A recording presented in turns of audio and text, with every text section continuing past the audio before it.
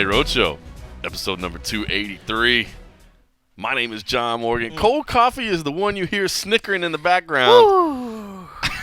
Fresh off a nice long draw of that, the Stranger Imperial Stout from Latchkey Brewing. I mean, if there's something to put in your mouth. Oh, okay, stop. Not yet. It's already started. We're already there. All right, we're here at the expansive grounds of the Casa de Cold Coffee, as you would expect. It is I was going to say a toasty Thursday afternoon because it's 107 degrees outside. It is hot outside.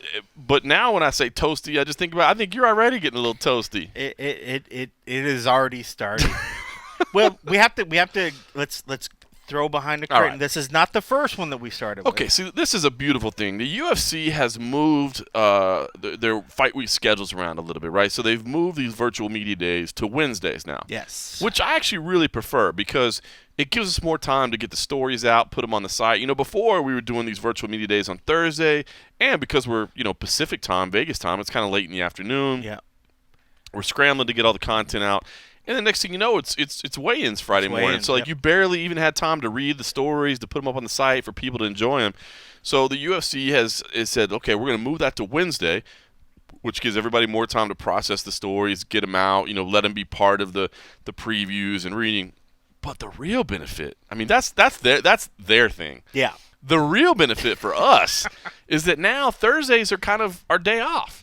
Kind of. Now, we're still going to do the podcast. I mean, we haven't done 283 consecutive weeks for no reason. We're not gonna break a streak like that. I mean, we're basically. I mean, we're beyond like Joe DiMaggio territory. We're getting into like Lou Gehrig, Cal Ripken type streaks. You know what I'm talking? I mean, just thousands of games, and you didn't even know what those. No, I did. I was trying to think who would be who. I mean, because DiMaggio had the hitting streak. Yeah. But then you had the Lou Gehrig games played, and then Cal Ripken broke that. So, I mean, that's the kind of territory I feel like we're in right now. I mean, the hitting streak is one thing. And probably we're not on a hit streak because if you've listened to all of our episodes, some of them aren't hits. So we can't say we're definitely. That's baseball, son. We're definitely Nobody bats 1,000. That's right. We are definitely not on a 283-week hit streak. But we are in the games played. You see what I'm saying? I mean, we may come out and have a couple of errors. You know what I mean? We may have. In fact, we may make several errors. We may go 0 for 6. And drop a couple balls in the outfield. I get pulled every night. But we're on the stat sheet. We're on the stat sheet. You see what I'm saying? But anyway, so it's kind of our day off. So that means that we get to enjoy it a little bit more. So I came over and we were kind of catching up a little bit, just talking about stuff outside of the sport, talking about the world. And we started off with the Pabst Blue Ribbon, the award-winning Pabst Blue Ribbon, as you would expect. However, cold coffee took it up to another level. This is the Pabst Blue Ribbon Extra. And by the extra, they basically just mean extra alcohol. Extra alcohol. It's 6.5. 6.5%. So we started off with a couple of tall boys there, Which to me tasted like if anybody's had like an ice product, that's what it tasted to me like when you get those strong because it wasn't the most pleasing taste. No, it wasn't great. I know a lot of people won't believe our affinity for award-winning Pabst Blue Ribbon is real, but we enjoy a good award-winning Pabst Blue Ribbon. The Pabst Blue Ribbon Extra. I don't know that it's won any awards, if I'm being honest with you. It took a little extra to get it down. Yeah, I don't know if it's won any awards. But, we started out there, a couple of tall boys there, and then we moved on to the feature presentation. Right? It's you know what? It was kind of like an early prelim. You know what I mean? It was two late newcomers. They were both picked up this week. Jumped straight into the featured bout. And then we jumped straight into the featured bout. It is the Stranger from our good friends at Latchkey Brewing. It is a 10% Imperial Stout. The beer notes, it says, it's loaded with Ecuadorian cacao nibs and Madagascar vanilla beans. That's cocoa for other people.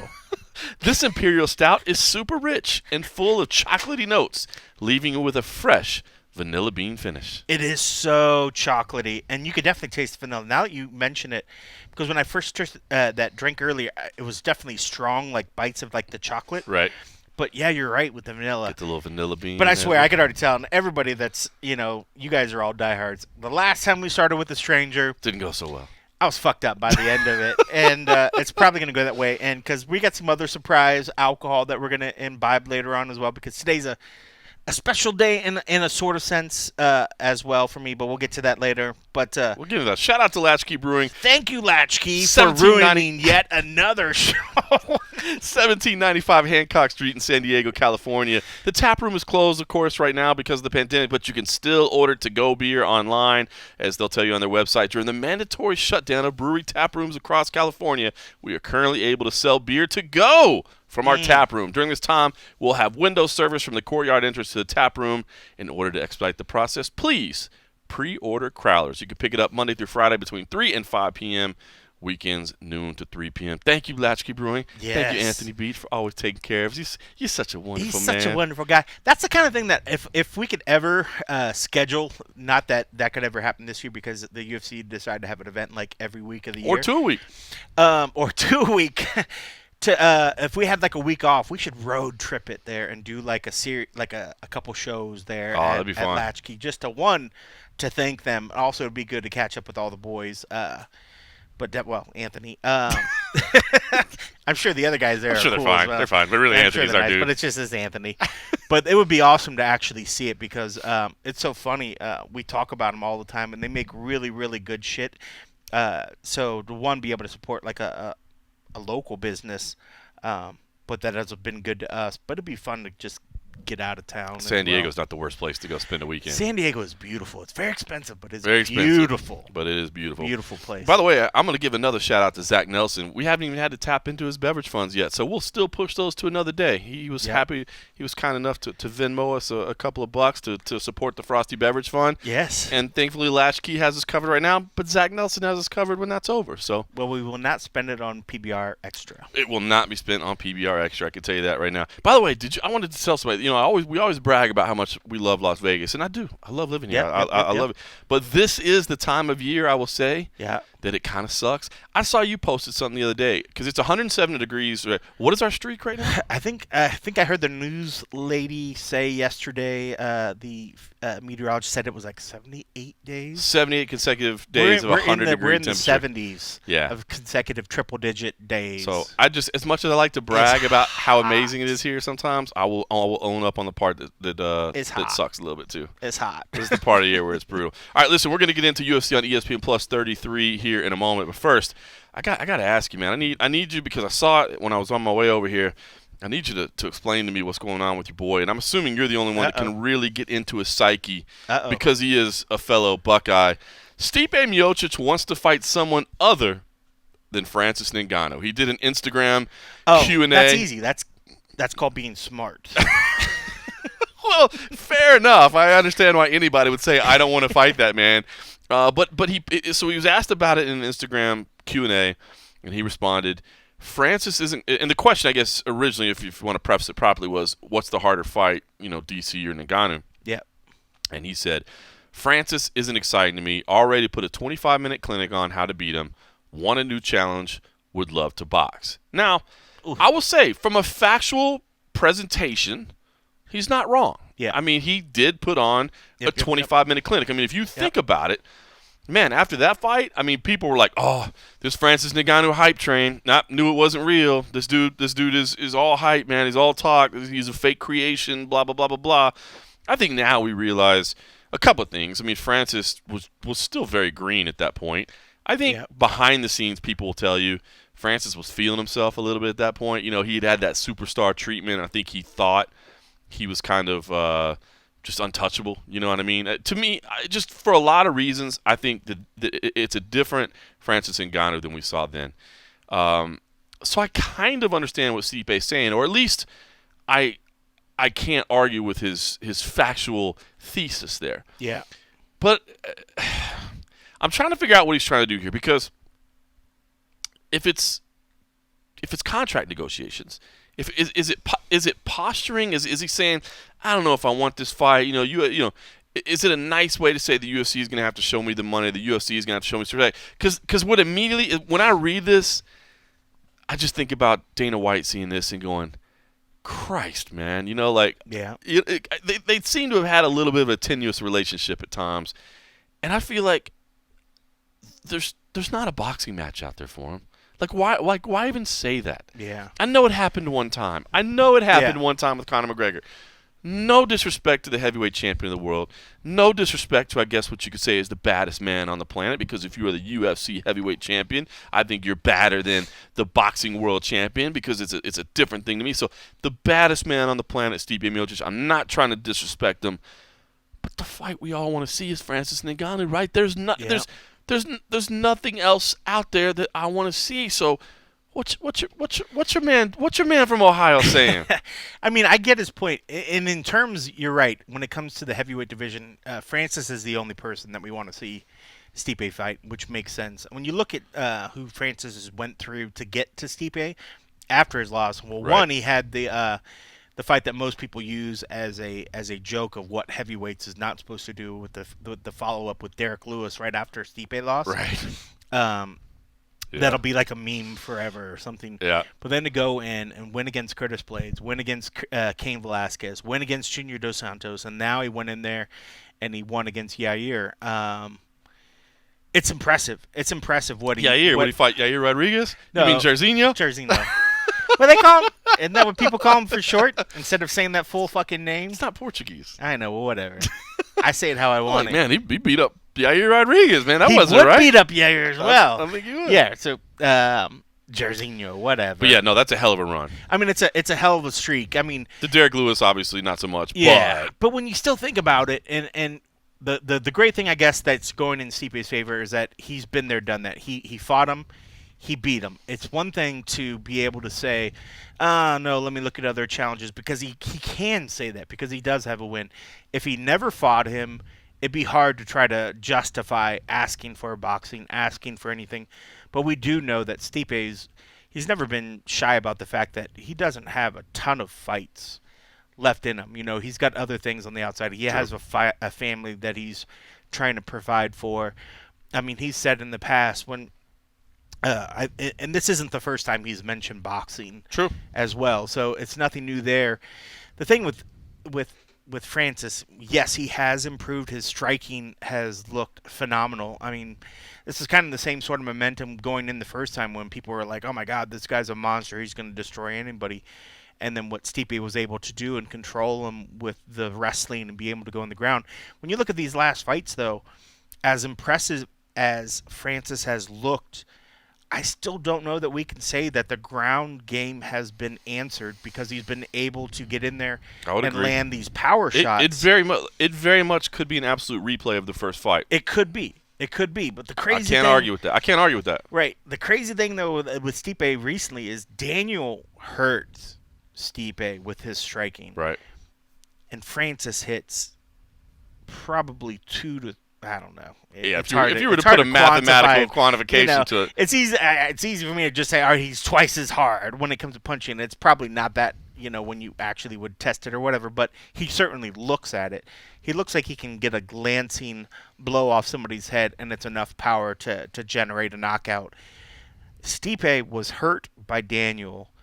I don't think he wants to, go right back in there knowing with a dangerous puncher, because the hardest part of Francis is people being able to work in and grab him for a single hit, because you got to get in there. Because if he catches you with a little bit, even of a glancing, if you're trying to go down and get that takedown, and he just glances off the back of your head or something, you're gonna drop, and that's the unfortunate part.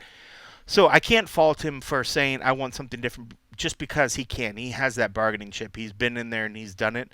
It's no fault on him to try it because he's done it.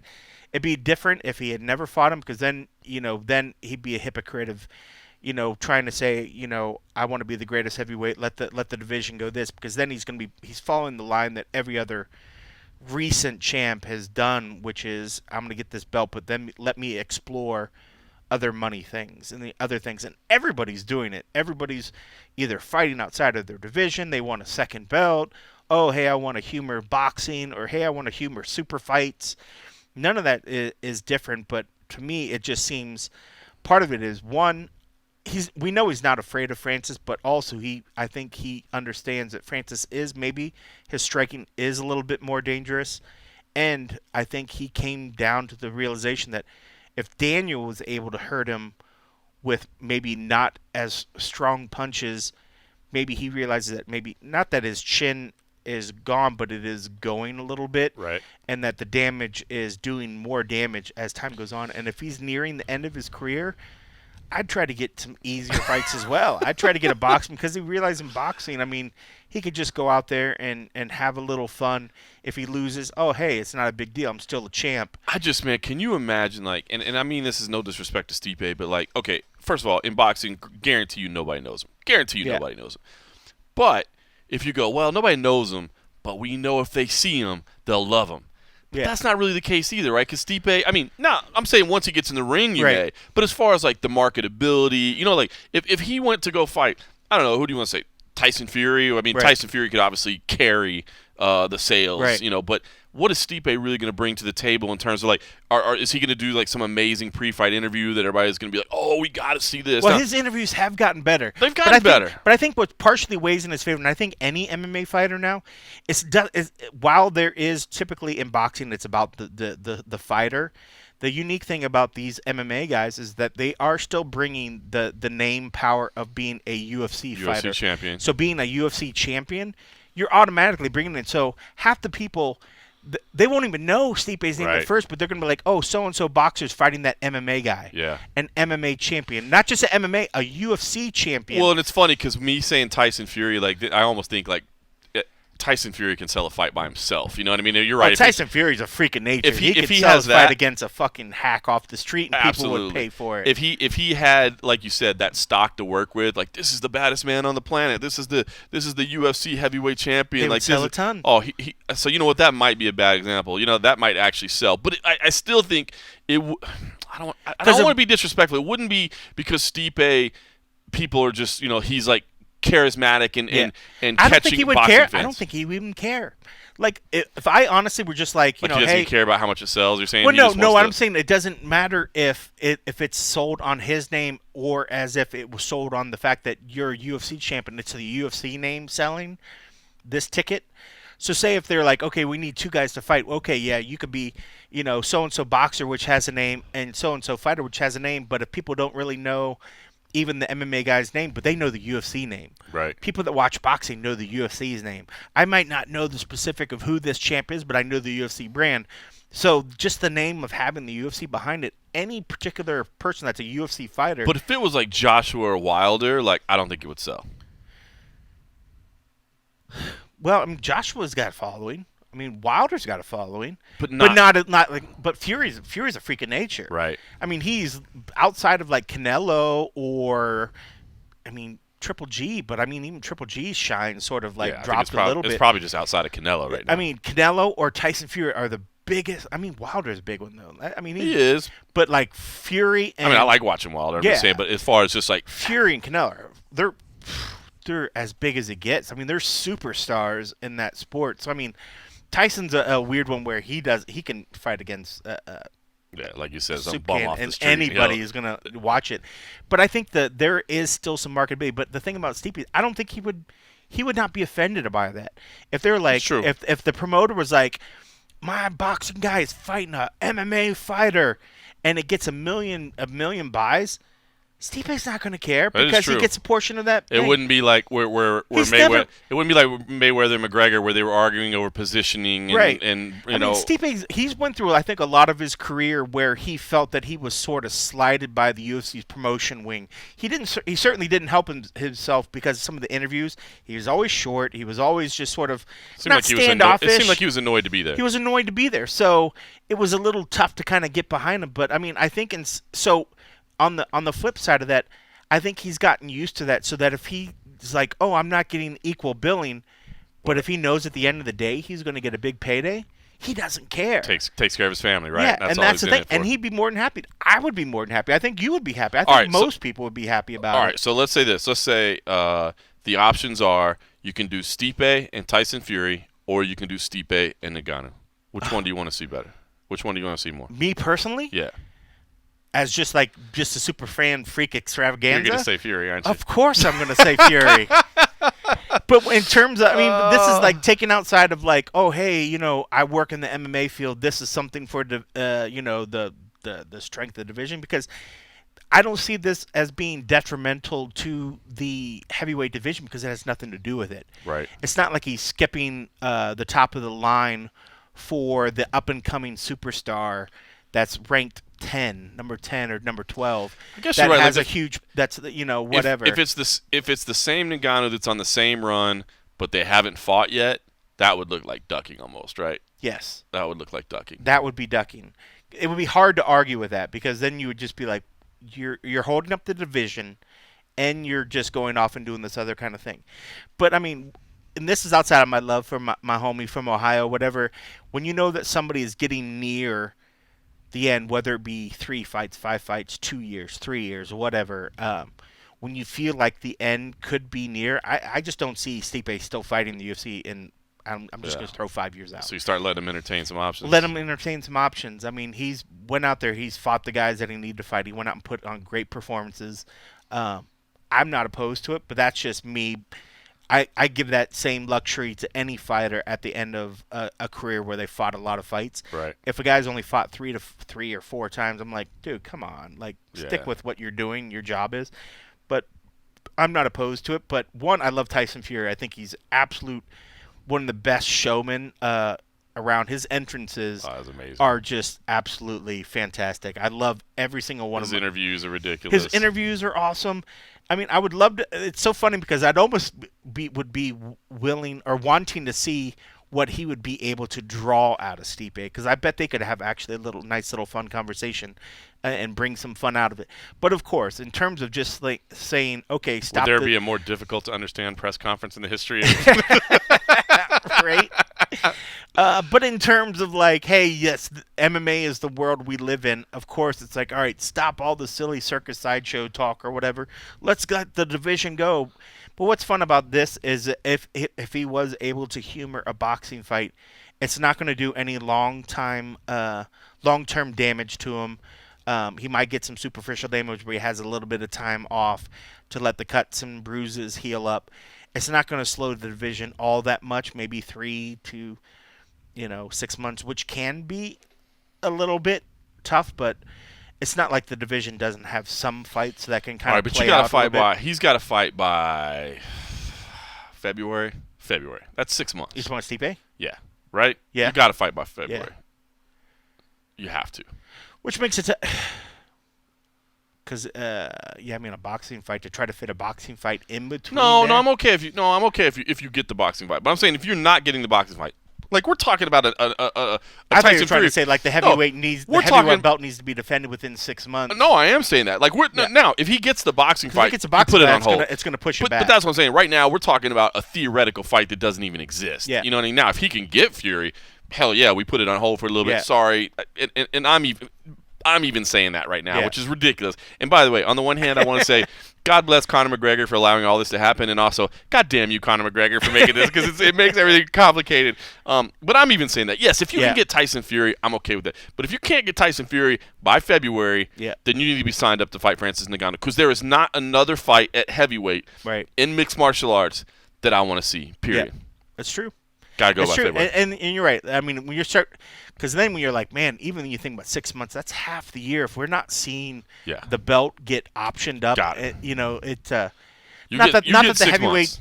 that the heavyweight division loses its luster, because everybody loves heavyweights. Everybody loves the big guys going out there. But you're right. People like seeing those belts on the line, especially with the UFC's policy where it's like, we can't have a pay-per-view without having 1 or 2 belts on the line. Of course. At some point, that belt's got to be in the rotation. To me, you get 6 months, and then if something happens with an injury or something, then we start tweaking it. Now, you can go up to a year, but you don't just get to sit for 6 months, or you don't just get to sit for a year and wait. You know what I mean? Unless that COVID flares up again, then you got to do your. Oh, man is a first responder. All right, here's another little piece of. All right, so I can't believe I talked myself into allowing that, but I know we started making me think about like. I would love to see that fight. Talked me into it. At first, I was like, why is he talking about boxing? Why is he talking about boxing? Because how much fun would that be?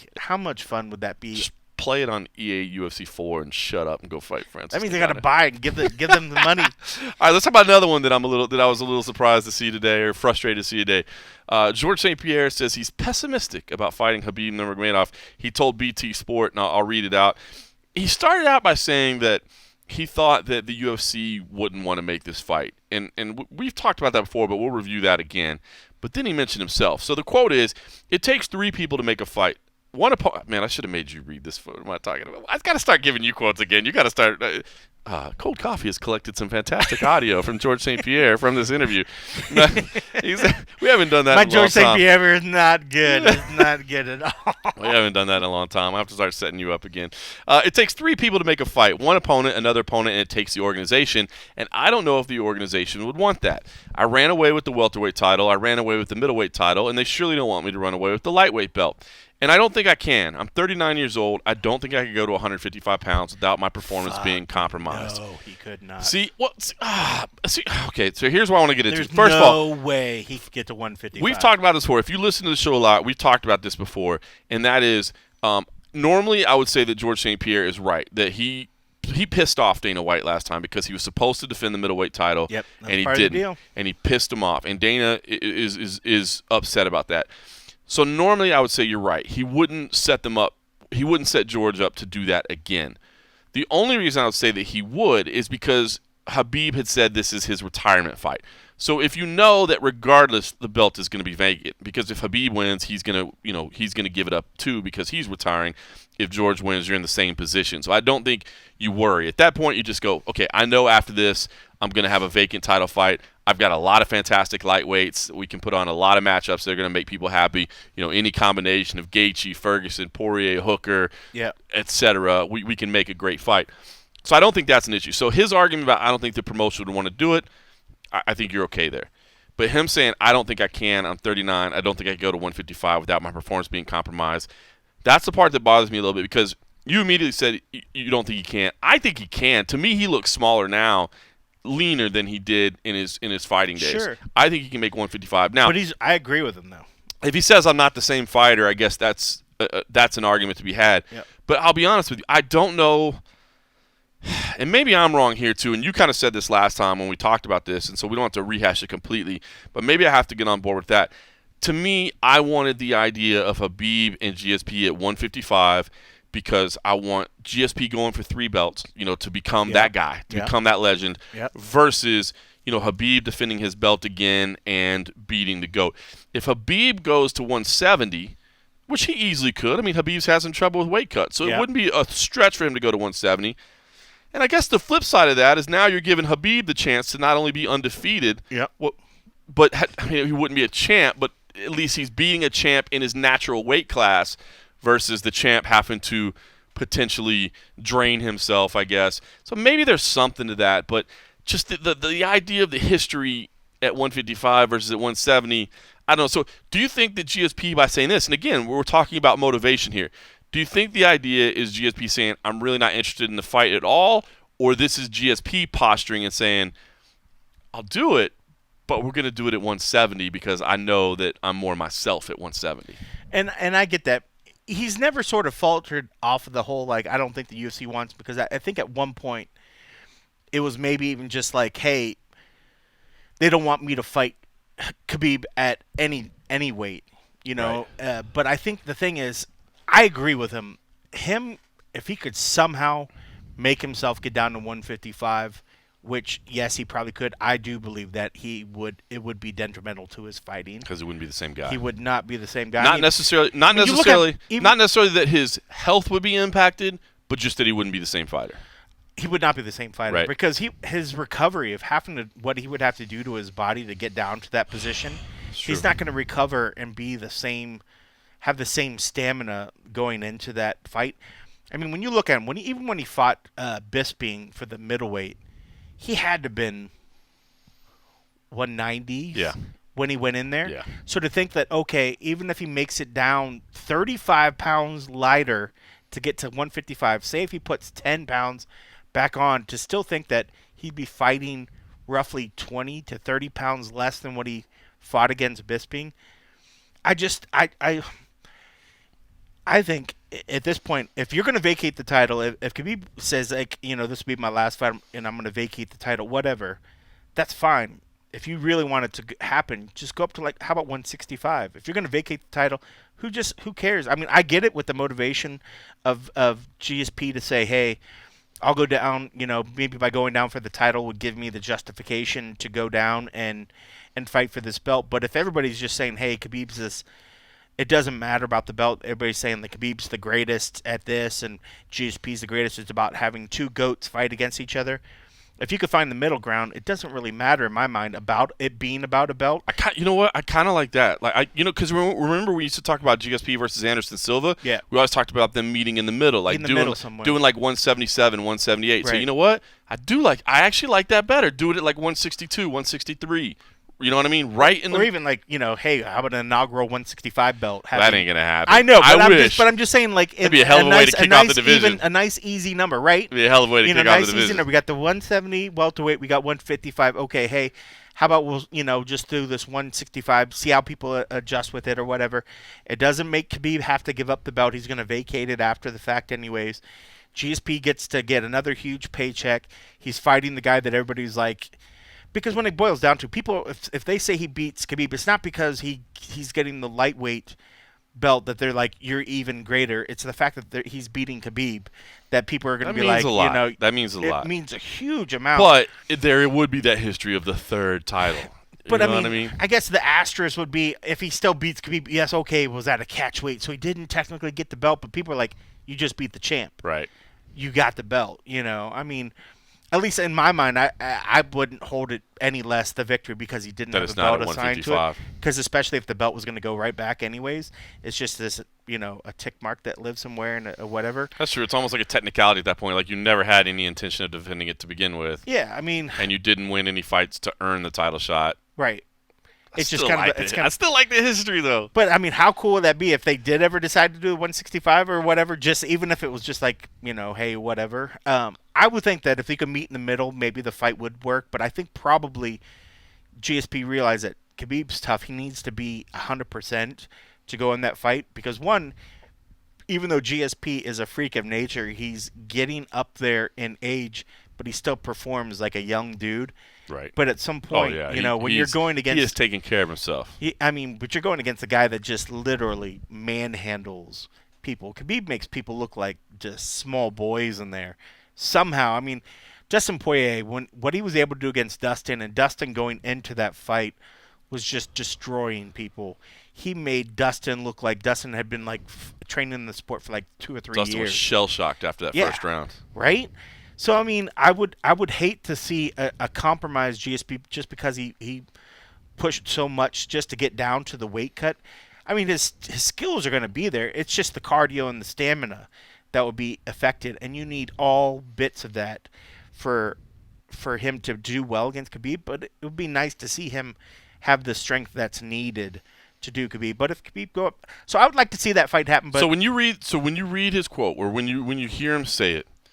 Okay, he's saying, because if you think about it, if that's what he's doing is posturing for weight, then both statements work together because he's saying, I don't think they would want me taking their lightweight belt. Right. And also, I don't think I would be best at lightweight. So if the UFC comes back and says, you're right, but we do it at 170, do you think he takes the fight? Yeah. I think so. Because GSP's a smart guy. He's playing some mental positioning here, right? Even though he is lean and he is mean and he can get down, going down to 155 would just be stupid. I think he would be giving up a lot of power, a lot of strength, because he would not have the time to recover. Because his recovery time is different now. Even though he's still a freak of nature, he could cut down, what he could cut down and recover 10 years ago is a heck of a lot different than what's going to happen right now, regardless of how good you are and how healthy and how fantastic you're taking care of your body. So why not make it easy and just find something that's a little bit closer? Because, I don't know what he's walking around at, but I don't know, 180-ish. And I'm telling you right now, man, if he would be motivated, if GS, first of all, let's not look past Justin Gaethje. I want to make that clear like we did the last time we talked about this. Do not look past Justin Gaethje beating Habib. It is very, very, very possible. But if Habib is 29-0, looking for one more fight, I got to believe GSP would be interested in that. Like, let me try. Yeah. Let me try to give him this one. And let me, by the way, show everybody again that I am the greatest of all time. Yeah. It certainly loses a lot of luster at any sort of, whether it be title or catchweight, if he did lose to Justin. Yeah. Because, there's some of those things. Like, Conor's one of those freaking natures where Conor can lose, but he still has a name where people will still pay money value to watch him fight. Khabib's luster would drop if he lost to Justin. It would. I would see where GSP like, why do I? No. Need he doesn't come back for anymore? that. No, he doesn't come back for that because he doesn't need the money. Right. So he doesn't come back for that. He only comes back for 29-0, not 28-1. Right. He doesn't or a come Conor back. fight. Yeah. Because that's crazy money. That would be ridiculous money. That would be ridiculous money. I mean, but that's the kind of fight I think that could happen regardless at some point. I mean, just because if they reach the money, because at that point it's just money. Conor, right? He can sneak in and get anybody he wants. Because at that point it's just a fun fight. There's nothing on the line outside of just entertainment at that point. Then it's just about having two promoters. Look what people are going to clamor to watch: Roy Jones Jr. fight Tyson in an exhibition fight, knowing that Tyson's going to go out there and go crazy because you never know what's going to happen. Right. So even though that fight's for charity, it's for whatever, still want to watch. People want to watch it. So that's the thing about, I think, with Conor and what he's been able to do. Regardless, he has that it factor. And while he still has that it factor, guys can make money off of fighting him, but there's still some joy in wanting to watch, like a GSP. And Conor, whereas what was interesting when we a little while back when at that fitness expo, and I forget what it was called, when I was shooting it, where GSP squared up against Anderson, and I remember thinking like, man, remember that point where this was the fight everybody wanted to see, but at some point when we just realized it wasn't going to happen, I didn't feel the same way. When I watched them square up and I watched them look at each other, I was like, man, that would have been fun like so many years ago, but I didn't care about watching it anymore because it felt like that time passed. But the thing about Conor right now is like he's still sizzling on the pan a little bit. Right. Even though we haven't seen him. So there's still some of these fun matchups that I think could happen that would still, I think, excite people. So if you told me that there was a possibility that Conor could fight GSP for nothing on the line outside of just like, here's two guys that both people are retired in all sense, First you'd have to get both of them to unretire. Yeah. I mean, that's difficult.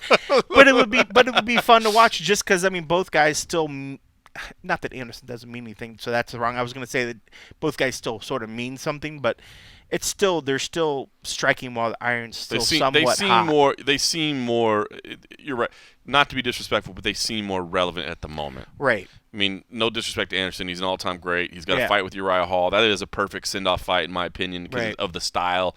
Not that it means anything, but just it'll be a fun stylistic matchup. But you're right. In terms of, title relevancy and top-ranked relevancy, George has already proved he can come off the bench after 4 years once and do it. Right. He could certainly do it again. So refresh that. You brought we talked about Anderson a little bit.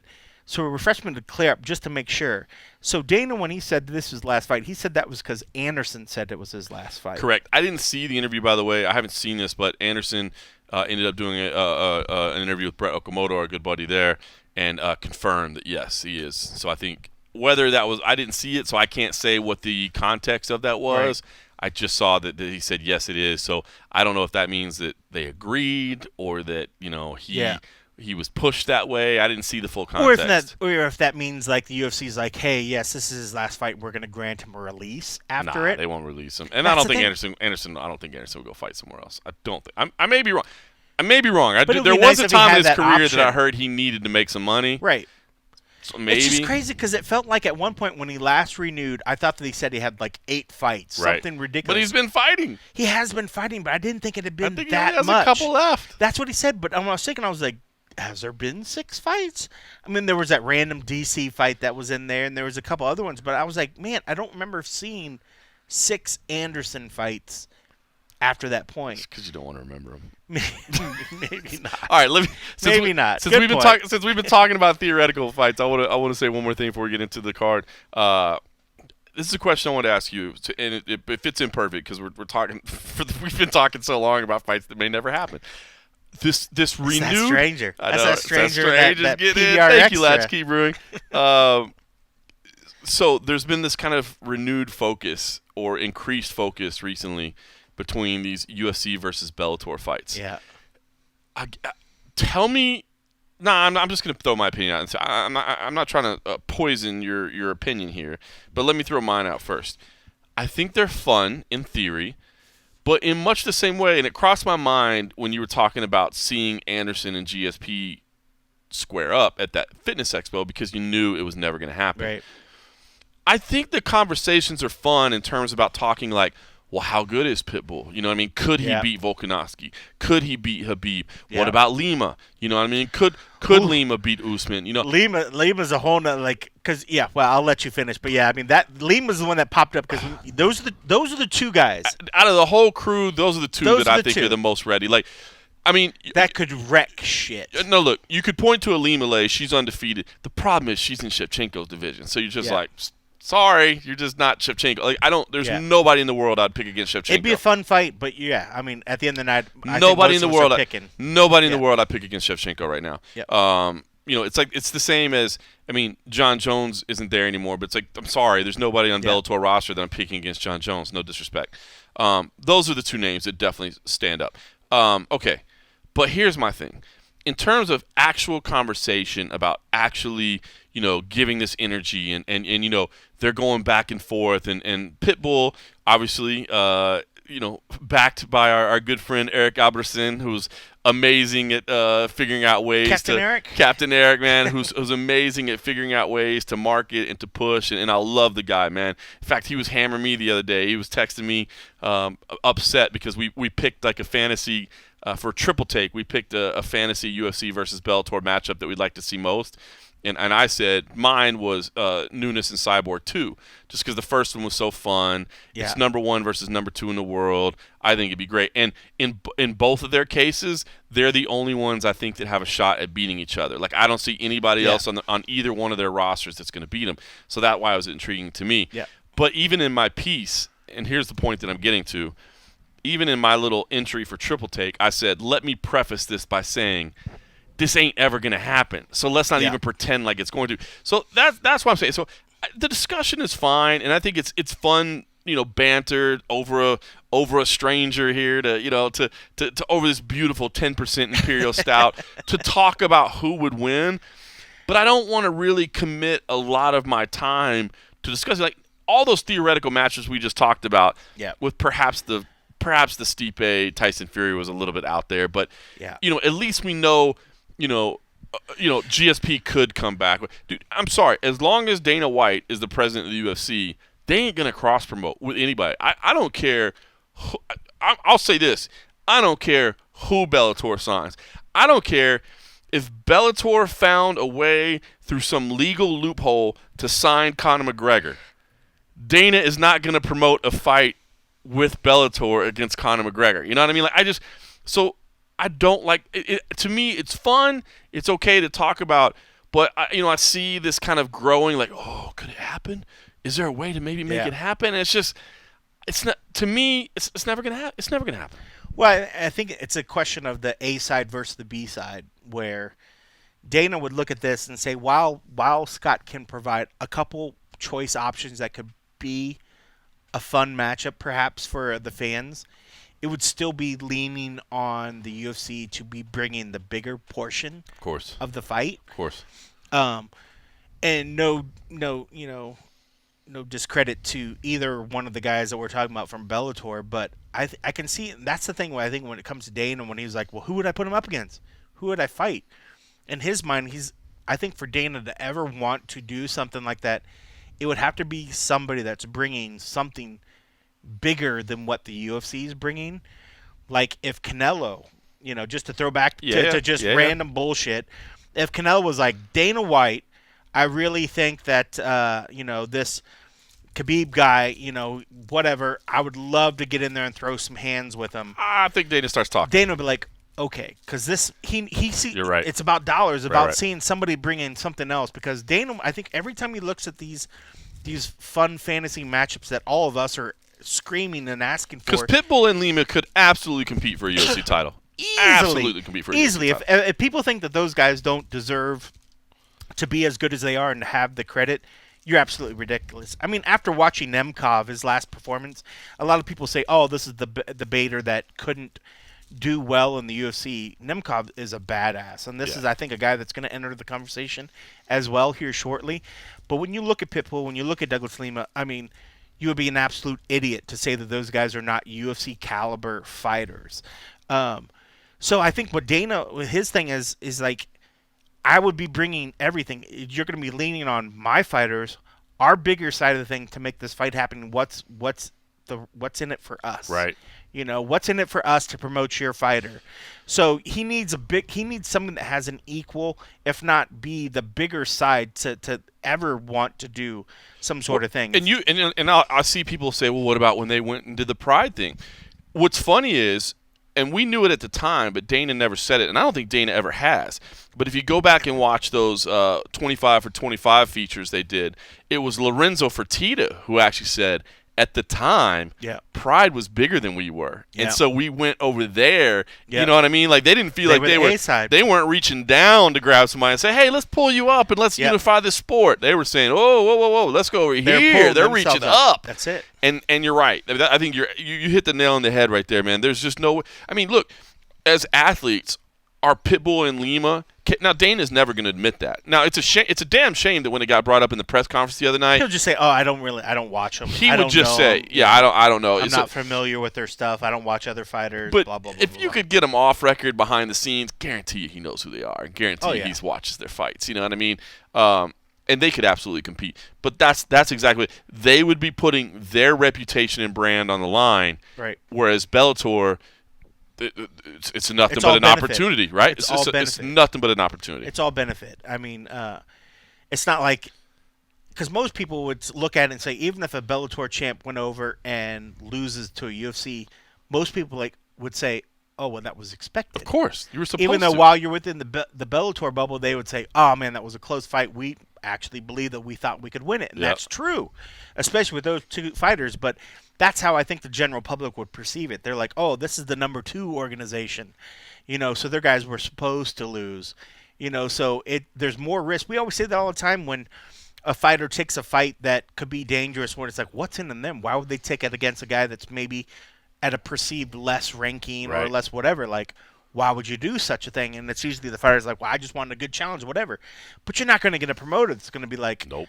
Oh, we thought it would be just wonderful for the fans to see this tough challenge where I'm going to put my top-ranked guy against somebody that was less just for you fans. Like, not going to happen. That's not going to happen, Nope. So until there's some sort of freak of nature thing where Dana feels like it's in their benefit, he's never going to agree to a cross-promotion sort of deal. I agree. It's not going to happen. But I think that's what people need to understand. And that's why I don't get too worked up about it. That's just business. Dana just sees it as business. We're not talking about the quality of the athletes. We're not talking about whether the athletes are capable or deserving. Right. It's just you got to understand it's the business and the protection of the brand, and that's why it's never going to happen. I think it's a better discussion for fans and for us on the outside that can look at it and debate it, because our promoter, at the end of the day, they are a business. So it's about doing whatever's the best for the business. That's like saying and going and say, I love Chick-fil-A sandwiches, but I also love Popeye sandwich. Oh, well, we should put them side by side and go against them. As me, as a fan, as a guy that loves food because I'm a fat motherfucker, I will eat the shit out of them. But will you ever see Popeyes and Chick-fil-A ever say, hey, guys, we're going to do a joint promotion to really promote our chicken sandwiches against each other? It's never going to fucking happen. No, exactly. So when you think of it like that, I mean, like, it's better, and that stuff will only ever happen on the outside where people don't have a particular stake like a promoter. Unless it's something that's going to benefit their business, it's never going to happen. I agree. So that's a debate for y'all. Which sandwich do you like better? Oh, Chick-fil-A all day, right? All day. It's not even a debate. You taught me a lesson, and you kind of broke my heart a little bit the other day when you were like, you said it's all about the sauce for Popeyes. If you don't ask for the sauce, and then they're just like, well, then it's just like a chicken sandwich. All their spicy chicken is a chicken sandwich with spicy sauce on it. You know what? I had a realization the other day when I had stopped by Wendy's, and I was like, oh, man, Wendy's has got a chicken sandwich, too. Everybody's trying to do this spicy chicken. Oh, their spicy chicken's good. Their shit was like one of the originals, Yeah, bro. Theirs has been around forever, Theirs has been around forever, and I forgot about that. I felt really bad about it. Dude. But their chicken is actually spicy. Yeah. It's not spicy sauce. mayo. It's not, nope. But damn, Popeyes is good, but damn, I was like, fuck y'all cheating. Exactly. You're just doing a spicy mayo. That's not spicy chicken. Because I'm not really a big mayonnaise fan, so I tried to order it, and I was like, can I get a spicy chicken? I was like, but no mayonnaise. They're like, oh, well, then it won't be spicy. It's just a chicken sandwich. I was like, what? Yeah, whereas That's if you get Wendy's or if you get Chick-fil-A, it's legit. I'll tell you That's what. a spicy I'll tell you what. sandwich. The real thing, and this is almost like you brought up UFC and Bellator, but now you have to go to Risen because you're talking about you brought in Wendy's. Wendy's beats it all, dude. Wendy's beats it all. Is the original. Wendy's beats it all. Their spicy chicken's better than any of them. Their spicy chicken is good, even though it's so funny because I'm such a fat ass. I was like literally looking this shit up online, and I saw people there. They started breaking it down to, but yeah, when you look at their bun and you look at the lettuce and you look at the tomatoes, sometimes it's really sad. Like, I don't get it with lettuce and tomato. Oh well, then I just get mine plain. I just get mine plain. That's the consistency part. In fact, I put ketchup on mine, which might be a little weird. Spicy chicken with ketchup. Don, you just ruined it though. But I like spicy ketchup too. I got the spicy ketchup. The Heinz jalapeno ketchup. That's legit ketchup. Amazing. Regular ketchup is lame. I just put regular ketchup just so it's not so dry. Okay. But yeah, Wendy's is good. But yeah, have I ever told you what a top-rated MMA podcast this is? As we debate chicken sandwiches. This is what happens when you have two larger gentlemen that like to have their spicy chicken sandwiches. I should say, by the way, or maybe I shouldn't say. If you like what you're hearing, make sure that wherever you're logged in, you take a second to rate us. We'd appreciate 5 stars. If you happen to be Wendy's or Popeyes, you could sponsor us. There you go. Chick-fil-A. You could review us. We would appreciate that. Feedback is always appreciated. Just make sure you subscribe. Make sure you're telling people about us. And if you want to take your game to the next level because you want to talk MMA or chicken sandwiches, head on over to Patreon.com. Go to Patreon. You can have our extra in-depth discussion on chicken sandwiches. Patreon.com/the MMA Roadshow for as little as $3 a month. Just $3. You can get exclusive access to all of our content over there, including the exclusive home of and a half episodes where we do post-fight content every single week after every single UFC episode, which is every single week at these points. And like today, obviously, I'm trying to do some more stuff as well when I can. Like today, I actually sent a post over there. By the way, we're almost done with our furloughs and all that stuff. We'll be back to full strength, and that'll be good. But I left a post there today talking about a quote from Anthony Smith that you're actually going to hear in this upcoming interview, where I kind of shared some thoughts that it gave me. And we'll talk about it here too, but I gave everybody a little bit of a preview over there. It's something I was thinking about. So kind of a little unique thing that just struck me. Yeah. Well, it's funny. Just when you talk about Patreon, it just made me think like it's almost like we priced our Patreon points for like chicken sandwiches. It's like if you like us a little bit and you want us to buy us a chicken sandwich, you can join for $3. Right. If you want to step your game up and buy us 2 chicken sandwiches, go to $5. You can go to $5. And if you want to add fries and a drink, you can go to $10. Go to $10. Help us eat our chicken sandwiches. Please subscribe. How bad is that? So I can get a new co-host that doesn't get hammered after one beer. Two beers. All right, listen. I'm going to make him eat some bread or something or some crackers so we can finish up this show. In the meantime, check this out. This is my interview earlier this week, my phone call with Anthony Smith. Also, you're going to hear an intro from the lovely Carolyn Blakely, who helped set this up. But he is, of course, fighting in the main event of UFC on ESPN Plus 33 at the Apex on Saturday night. Cold Coffee and I will both be there. I'll be inside the Apex.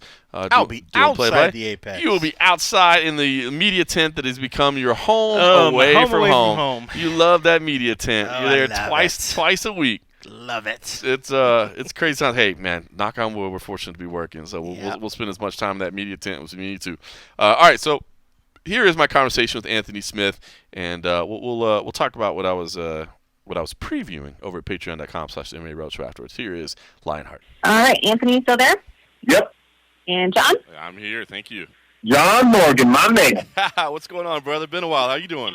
I'm good, man. How you been? I'm good, man. It's good to hear from you, man. Well, let's just get into it, dude. I know you're busy, so listen. I thought you might take some time off after this last one. Here you are, 3 months later. Let me know, man. How are you feeling? I mean, were there any physical, things lingering around or anything you had to deal with in getting ready for this fight? No, man. I healed up pretty quick. My wife jokes to everyone that I'm like a superhero. I just heal super fast. So that's our ongoing joke at the house. No, I feel good, man. I tried to fight on Fight Island in July, and they wouldn't let me. So I actually took more time off than I wanted to. You're a madman, man. You're a madman. Well, I wanted to ask you, man. The fallout from that fight was obviously so crazy. And I think a lot of it is just because of how beloved of a guy you are, man, and people wanted to stick up for you. But did you get bitter at all? I mean, did you turn on the sport or get frustrated? I mean, what was it like for you dealing with all that fallout? If I'm being honest, yeah, a little bit. And some of it is, I get it. The fans, I get that, man. I've been on both sides of the fence several times. You go back and forth with those guys sometimes. So I understood that, and that is what it is. So a lot of it was my peers. You know, like you see some of the fighters that were kind of all over the place, and then, you know, I've had to have a couple conversations with, you know, some commentators and some analysts, and you know, I kind of felt like they backstabbed me a little bit. You know, there's kind of like this code that I've always lived by, and you know, you don't shit on your peers, you know, and so I kind of felt like I got shit on a little bit, like, you know, if you know, like, so Paul Felder and I are good now, but you know, we had a couple beers and we sat down and we talked about it, but like at the time, same with Bisping, you know, we're good now too, but we had to talk through some shit because it was like, if something happened with Bisping or Felder or something like that, like, I would stick up for those dudes, and if I had a real big problem with something, I feel like I would have had that conversation in private, you know, and said, hey, man, maybe we missed something here, like, here's how I felt, like, you know, whatever, but like, I felt like, and even a lot of the media, you know, like, I got a pretty strong beat on that, and I pay attention to that stuff, so, you know, like, there was some media members that, like, I've been really good to, you know, I think that I always do a good job of being really reachable for the media, and I give you guys my honest opinion. I never hold back with you guys. If I'm having a shit day, I'll tell you I'm having a shit day. If I'm having a great day, I'll tell you, you know, I don't bullshit you guys. So I think and I'm not asking for anybody to write something that's not true, but to just, you know, blatantly write off all these years that I've been nothing but gracious to everybody, for everyone to just turn on me so quick and then just shit all over me and my team, you know, if I'm being honest, it hurt my feelings. You know, it's kind of like all these fucking years, I do everything I can for all these people, and then it's just like one night I have a bad night out and it's like, fuck that guy. That's kind of how I felt.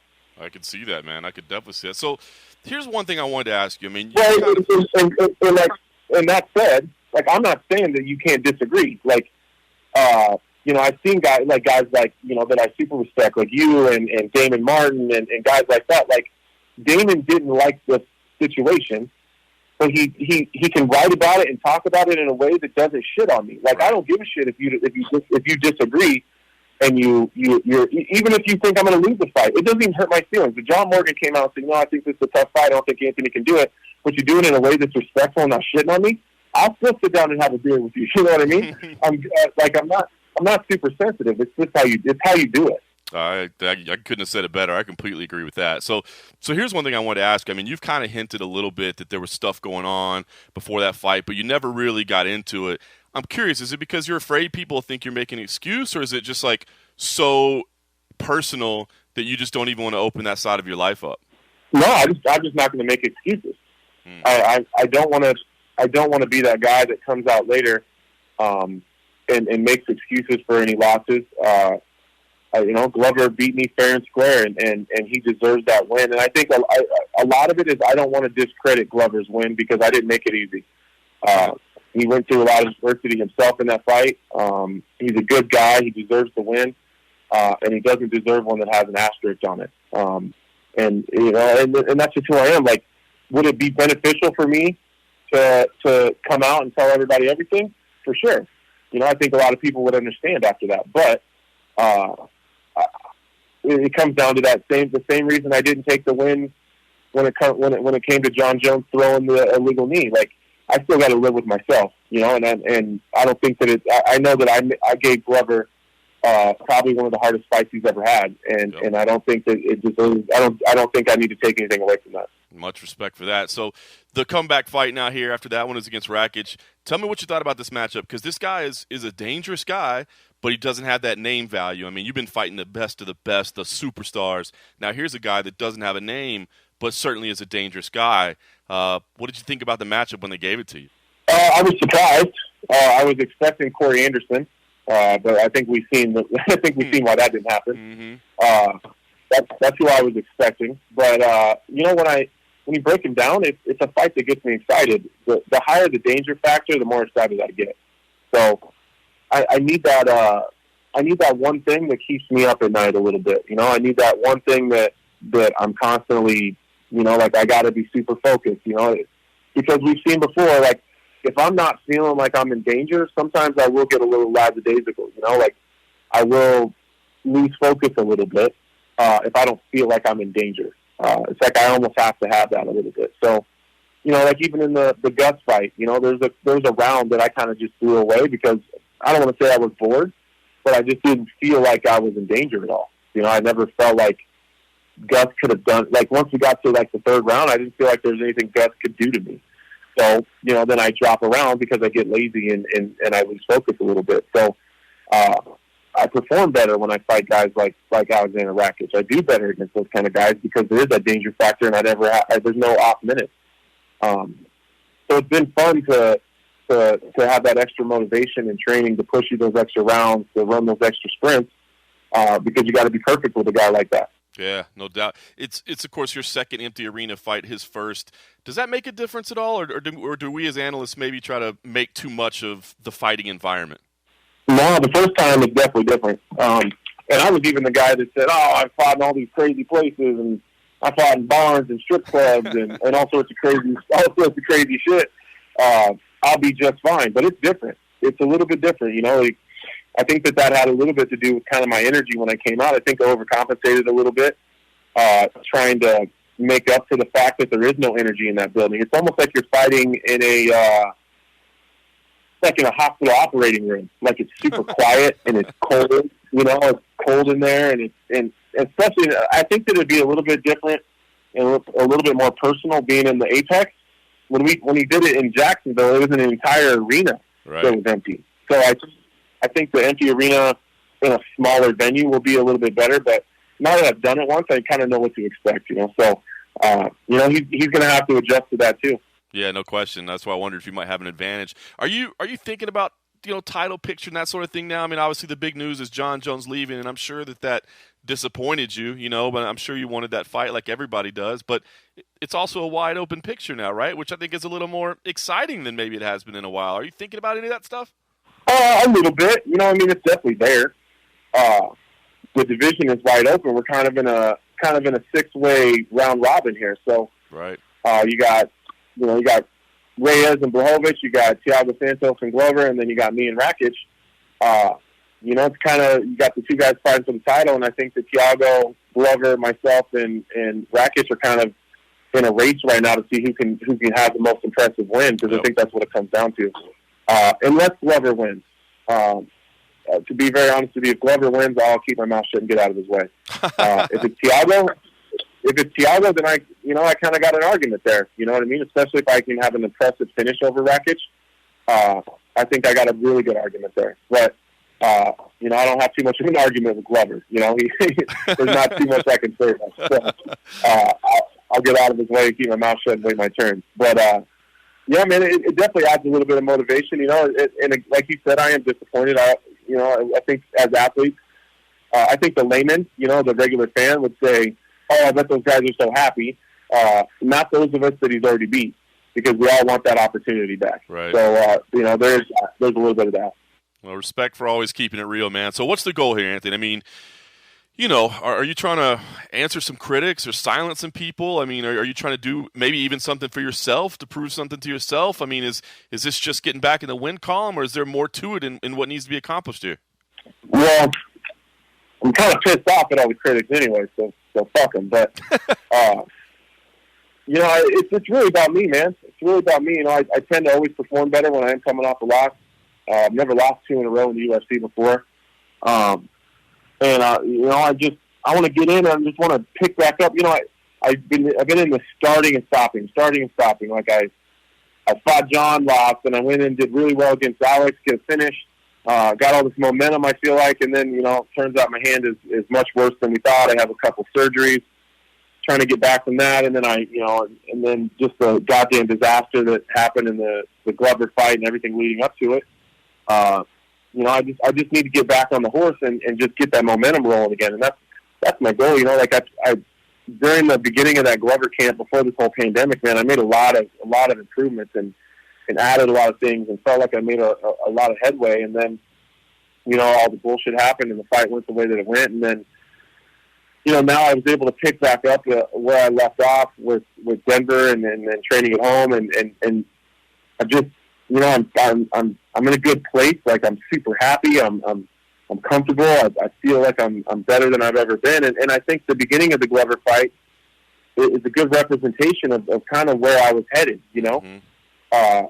And then shit just kind of went awry, and that's how it ended. But I picked right back up from where we started, and I'm just excited to get out there and just what did Nate Diaz say?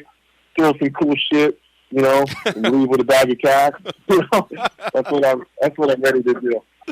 That's awesome, brother. Awesome, brother. All right, man. Well, I'll let you get back to it, brother. I appreciate you doing this, and looking forward to the fight on Saturday, man. All right, man. You stay safe. All right, you too, brother. Thanks, See you soon. John. Thank you.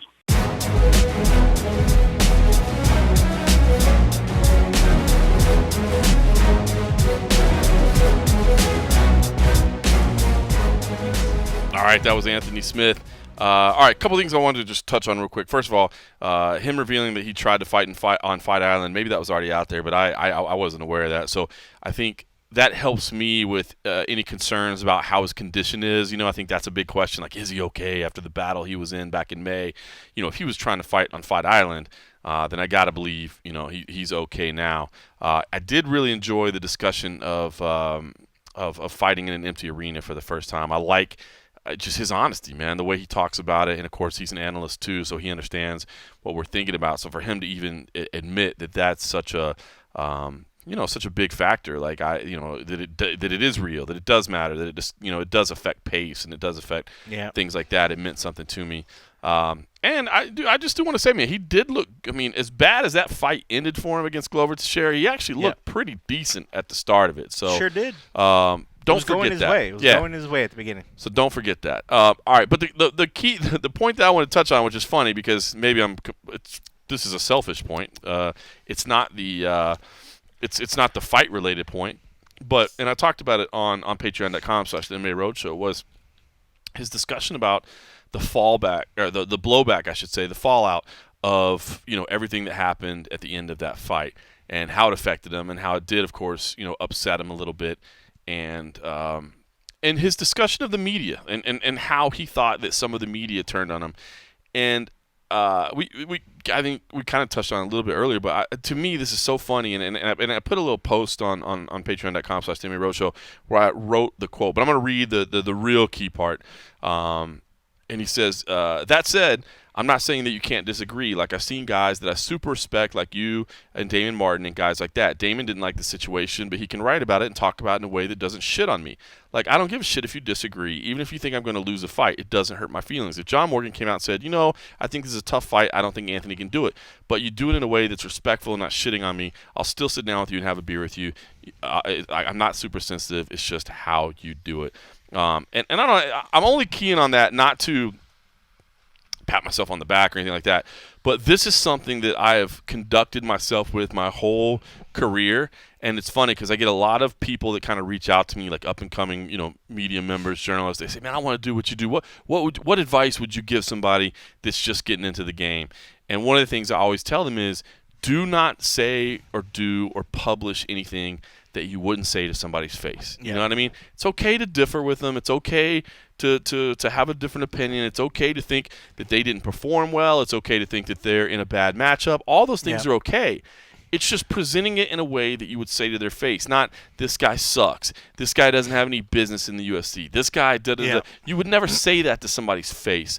And it was so cool to hear it from an athlete, who just says, man, because I'm telling you, they'll tell you they don't read anything. Anthony's one of those honest guys ever, which is I love it. They read it all. They read it. They read everything. Or somebody on their team reads it. Or somebody on their team reads it. Exactly. Dana, I don't read the media. Come on, dog. Dana reads it. Dana reads it. You know what I mean? They know. They read it. Yeah. So just be aware of that. Like, you're not just throwing stuff into a vacuum. Like you're saying, and again, that doesn't mean that you have to cater to them. It doesn't mean that you have to, make sure you say nice because I don't want to upset so and so. No. You be honest. You want to keep your principles. You want to keep your principles. You don't cater to anybody. You be honest. but you do it in a way that if they were sitting across the table from you, you would say the same thing to them. And I think as long as you live by that principle, it will serve you well. And it was so cool because I've conducted myself and felt that in my head the whole way, but I've never heard anybody actually say it. And so for him to say it, I was like, man, I knew I was on the right path. That's kudos. I mean, and it seems like it would be common sense. And I think a lot of people listening would be like, well, of course that makes sense. But unfortunately, in this sort of industry, in the world of clicks, man. That's it. Clicks. Where it's like, you could be proud of your story, but then you might put your story and somebody says, well, we could take it, and I bet we could tweak that headline a little bit. Yeah. We could tweak that headline. And there's one, there's the clickbait where it's like, hey, let's just throw a title that maybe doesn't mean anything about what's in the story, but I think you could still have a little bit sort of clickbaiting where it could still be something that's in the article, but choosing something that is maybe the more controversial, more edgy side, that's just the nature. But I think you're right. I mean, so what it might seem common sense to people, but it is still an ongoing sort of battle, I think, in the overall industry to maintain your principles and maintain your sort of sense of, I want to come across as a certain way. Don't force me to be a certain way to get clicks or do whatever. And what you've done and what you've said is exactly true, because you can walk down the street with your head held high, and you can walk into a room of fighters and not feel like, oh, I can't look at this guy because I wrote this thing, or I can't look at this manager because I said I would do one thing and then I did another. You want to be able to maintain your principles, do what you need to say, but you're right. It doesn't mean that you can't say a guy is going to lose a fight. To justify it and say it in a way that's just being a human being and not being a scumbag that's just trying. His striking seems a little too much for me. His wrestling seems a little too much for me. He's never gone this long before in a fight. You know what I mean? There's so many real things that you can look at that are just honest questions. You know what I mean? Not, this guy sucks. He has no chance. I don't know. It seems like common sense, but it's like anything. It can get lost in the mix, especially as years go on and as people, people can change, but that's one of those things. If you stick to your principles, it will never hurt you. That's it. It will never hurt you. And even, honestly, even if you did have a job and you didn't cater to whatever to try to get clickbait and you stuck to your principles, and say you lost a job because you didn't do it, you don't feel bad because you stuck to your fucking principles. You got to live with yourself. If you bend over backwards and you do some shady-ass shit and then eventually lose that job, you're going to feel like shit because you did some shady-ass shit and you still lost your job. But if you know that you maintain your principles, you act like a human being, and you do your job right, and you lose your job because of something, you can still be happy and prideful in the fact that you know who you are and you didn't you didn't sacrifice anything. And so you're right. I mean, to hear that from a fighter, if somebody can say, I'm not upset about somebody giving me honest criticism of what I do for a living, and can do it in a way that I'm like, I understand your point, and you're not attacking me just for some reason. Yeah, that's the best. That is man. Absolutely incredible. But it takes a certain fighter to do it, and with that sort of grace to say it as well. So I mean, Anthony is you can tell he is a very, very smart individual, and he's always been a really, really good listen. I love listening to his interviews because you could tell he's very cerebral in his thinking, and I think that's why his fights play out that way, because you could tell. He's even with his jiu-jitsu, he's like a chess player. He's always, you could see his mind working multiple steps ahead. Right. So that makes sense to me that he would say something like that, because a lot of fighters are very, very emotional. They fight very, very emotional, and those are the kind of guys that are like, I need to be angry. I need to hate my opponent. Right.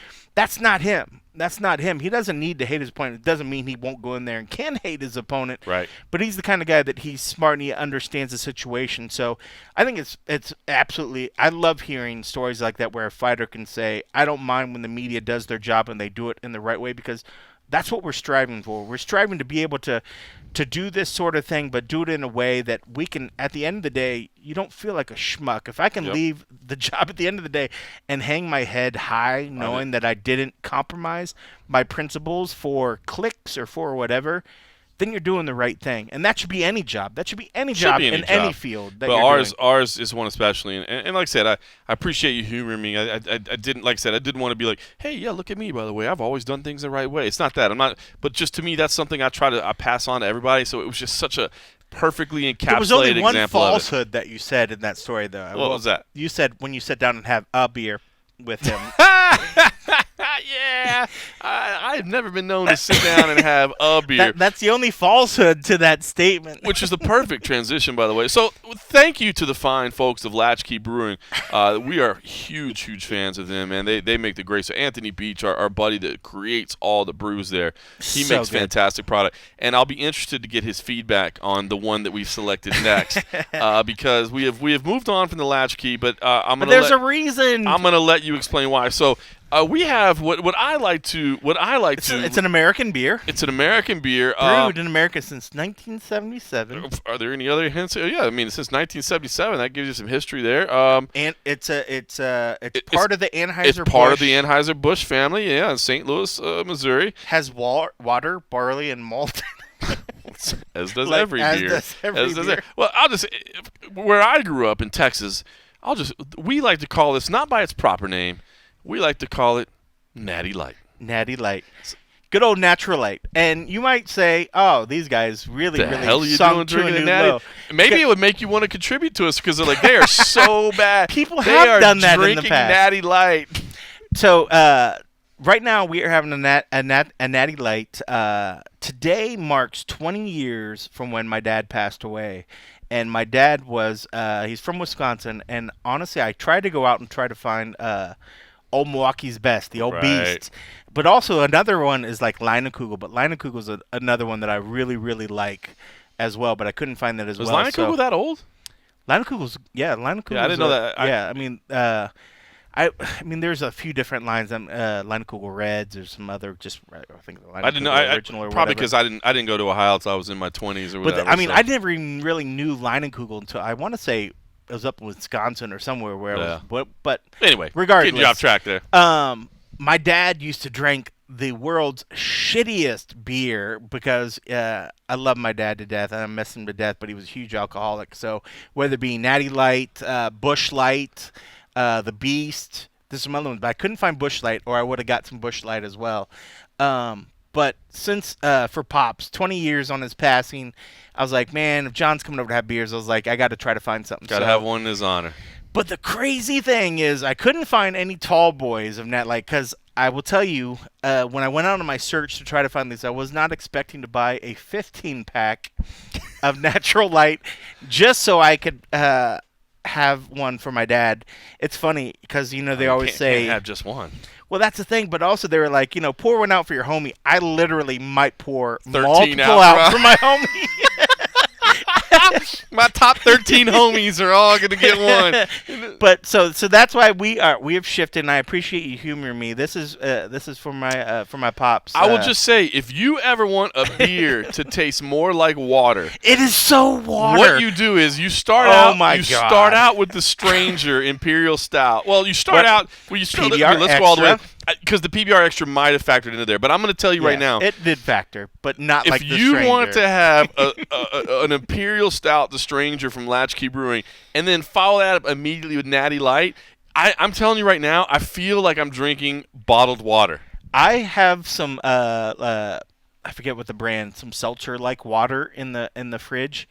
This tastes more water than that water. This is so ridiculous. And I know it tastes watery already, but it still tastes like beer. But you followed up with that Imperial Stout. I cannot taste any beer at all. There's no beer in here. I cannot taste any beer at all. So it's so ridiculous. So before y'all hate on us, whatever. This is for Dick Hathaway, Richard Hathaway. My father was a military man, but he was also a meteorologist. But he died way too early. He drank way too much and smoked way too much. But I love him and miss him to death. So this is for you, Pops. Respect to that. Cheers to that one, Cheers man. to that. Respect to your Pops, man. Fucking Nat Light, man. Too funny. I haven't had this in like 20, has to be 20 fucking years, man. And it might be the same can that was produced 20 years ago. It certainly looks the same. As soon as I pulled it out of the box, I was like, oh my God. I did think it was weird that you had to wipe the dust off of it before we had it, but it's been in stock for that. I did see some Natty Ice. Because, like the ice beers, just like that one we had. But, like, Natty Ice is garbage. But I remember at the time when all the ice beers came out in, like, the 90s, everybody was so high on them. I can't believe that they still exist because they literally taste like garbage, but they help get you a buzz quick. But at least this thing, I mean, it's they play a role. If everything tasted like this, they should just market this as, like, Bud Light seltzer. Canned water at in this fact, point. they make Bud Light seltzer, right? That's probably I what think. it is. It's probably just Natty Ice in a different, or Natty Light in a different can. This is so ridiculous, but whatever. We'll get back to real beer after this. This is for Pops. Shout out to your Pops, man. That's awesome, dude. 20 years, man. All right, let's do this. While we refresh ourselves with this seltzer water, I also had a chance to talk to the other half of the main event, Aleksandar Rakic, earlier this week. A guy that I honestly believe is in a prime opportunity right here to have kind of a breakout performance, and I wanted to ask him if he kind of feels the same. So here's what Aleksandar Rakic had to say. You, Alex, how you doing, sir? Hey, I'm fine. How are you? I'm good, man. I know it's a busy time, so thank you for taking a couple of minutes. I appreciate it. No problem. No problem at all. Well, listen, I mean, let's get to it. It's your first UFC main event. I mean, I know things aren't exactly the same during this pandemic era, but it's still a UFC headliner. So what's the feelings right now? Yeah, man.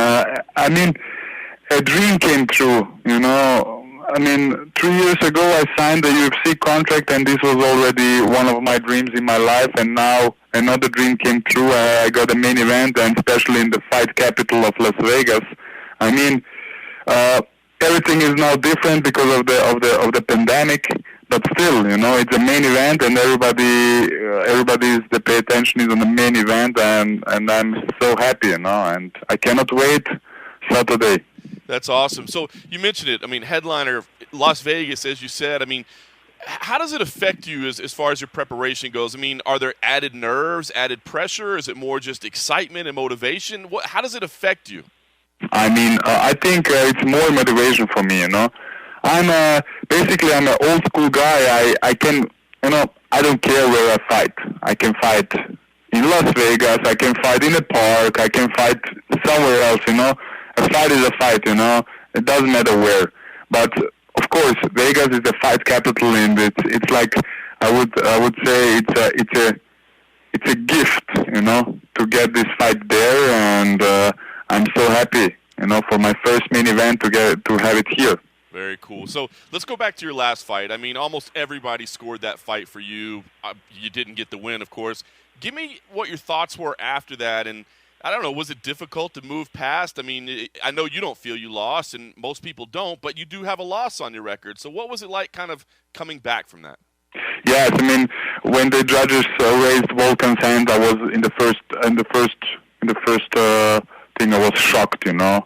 I mean, I don't know what happened right now, but I never felt in 1 second like a loser. Never, ever. I went out of the octagon and I didn't feel like a loser. I know, and the whole world knew who won that fight, you know.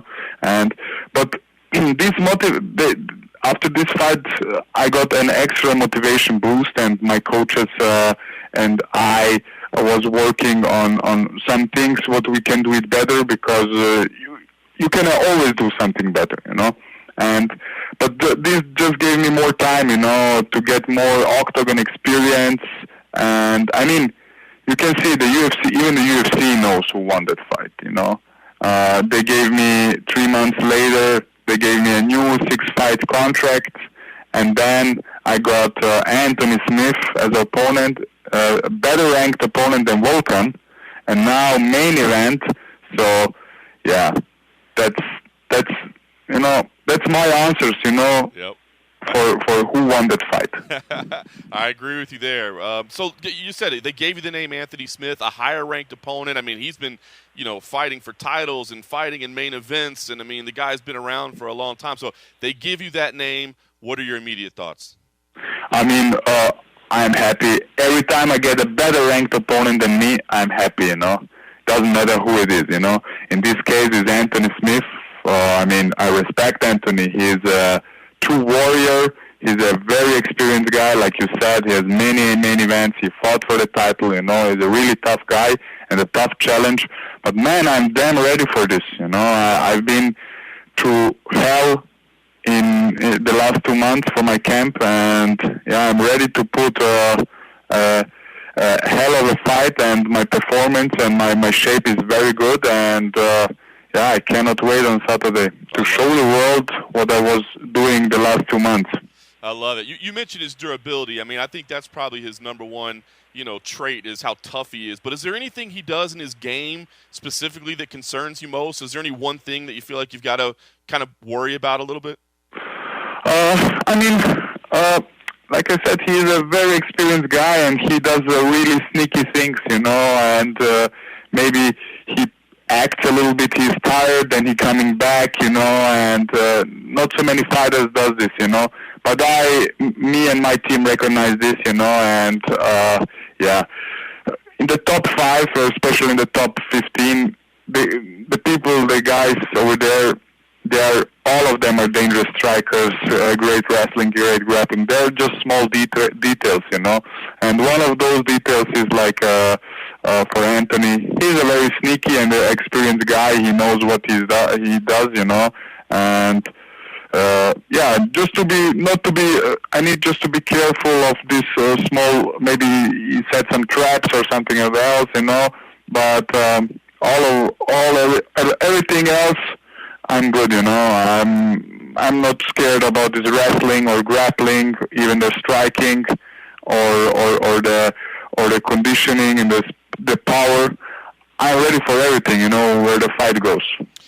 Obviously the big news, of course, is Jon Jones moving to heavyweight. I'm curious how that impacts you. I mean, I know everybody wanted to be the guy to beat Jon Jones, right? I mean, that would be history. But at the same time, with him gone, the division seems really open right now, right? Like anybody can jump forward. So what are your thoughts? Are you sad that you might not get to face the great Jon Jones? Are you excited because now this title picture is wide open?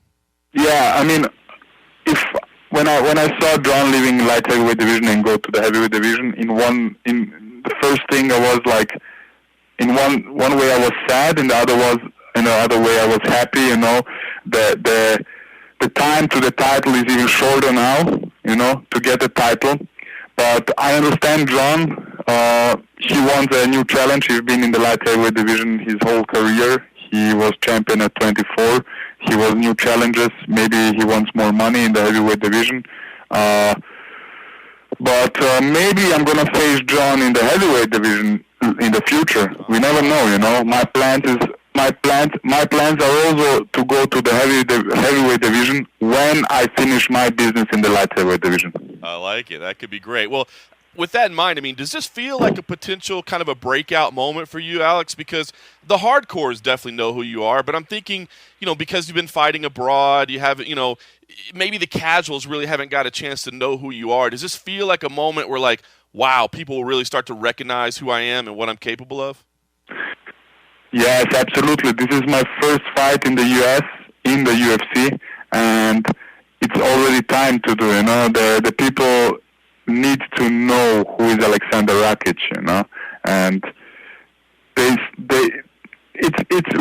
rolling, it's coming, day by day, interview by interview, and of course, Saturday night after my performance and after the victory, the whole MMA crowd or the whole America are gonna know who is Aleksandar Rakic, a top title contender. I love it. It feels like a big opportunity. So what's the goal here? I mean, is it just, hey, you get a win and you big name like Anthony Smith that helps you, or do you feel like you got to go out there and make a statement? So maybe you're the next guy in line for the title shot. Yeah, I mean, the most important thing for me is to put a great performance, and when I say I put a great performance, that means I need to make a statement. That's it, I need to make a statement, and I need to shock the world once again, like I did it in Stockholm against Jimmy Manua. I need to do this, I don't care. I mean, I don't care, but a knockout would be great. But I'm ready for everything, Of course, I'm a striker. Knockout is the best thing to finish a fight. If a submission happened, it happened, But if it goes on a decision and I put a dominant performance, I'm happy with that, I'm not gonna force anything. It's gonna come by their own. But for me, important is the performance and to making a statement. Awesome. Well, can't say any better than that, Alex. I appreciate the time and best of luck. I look forward to the fight on Saturday. Thank you. Appreciate it, Tom. Thank you.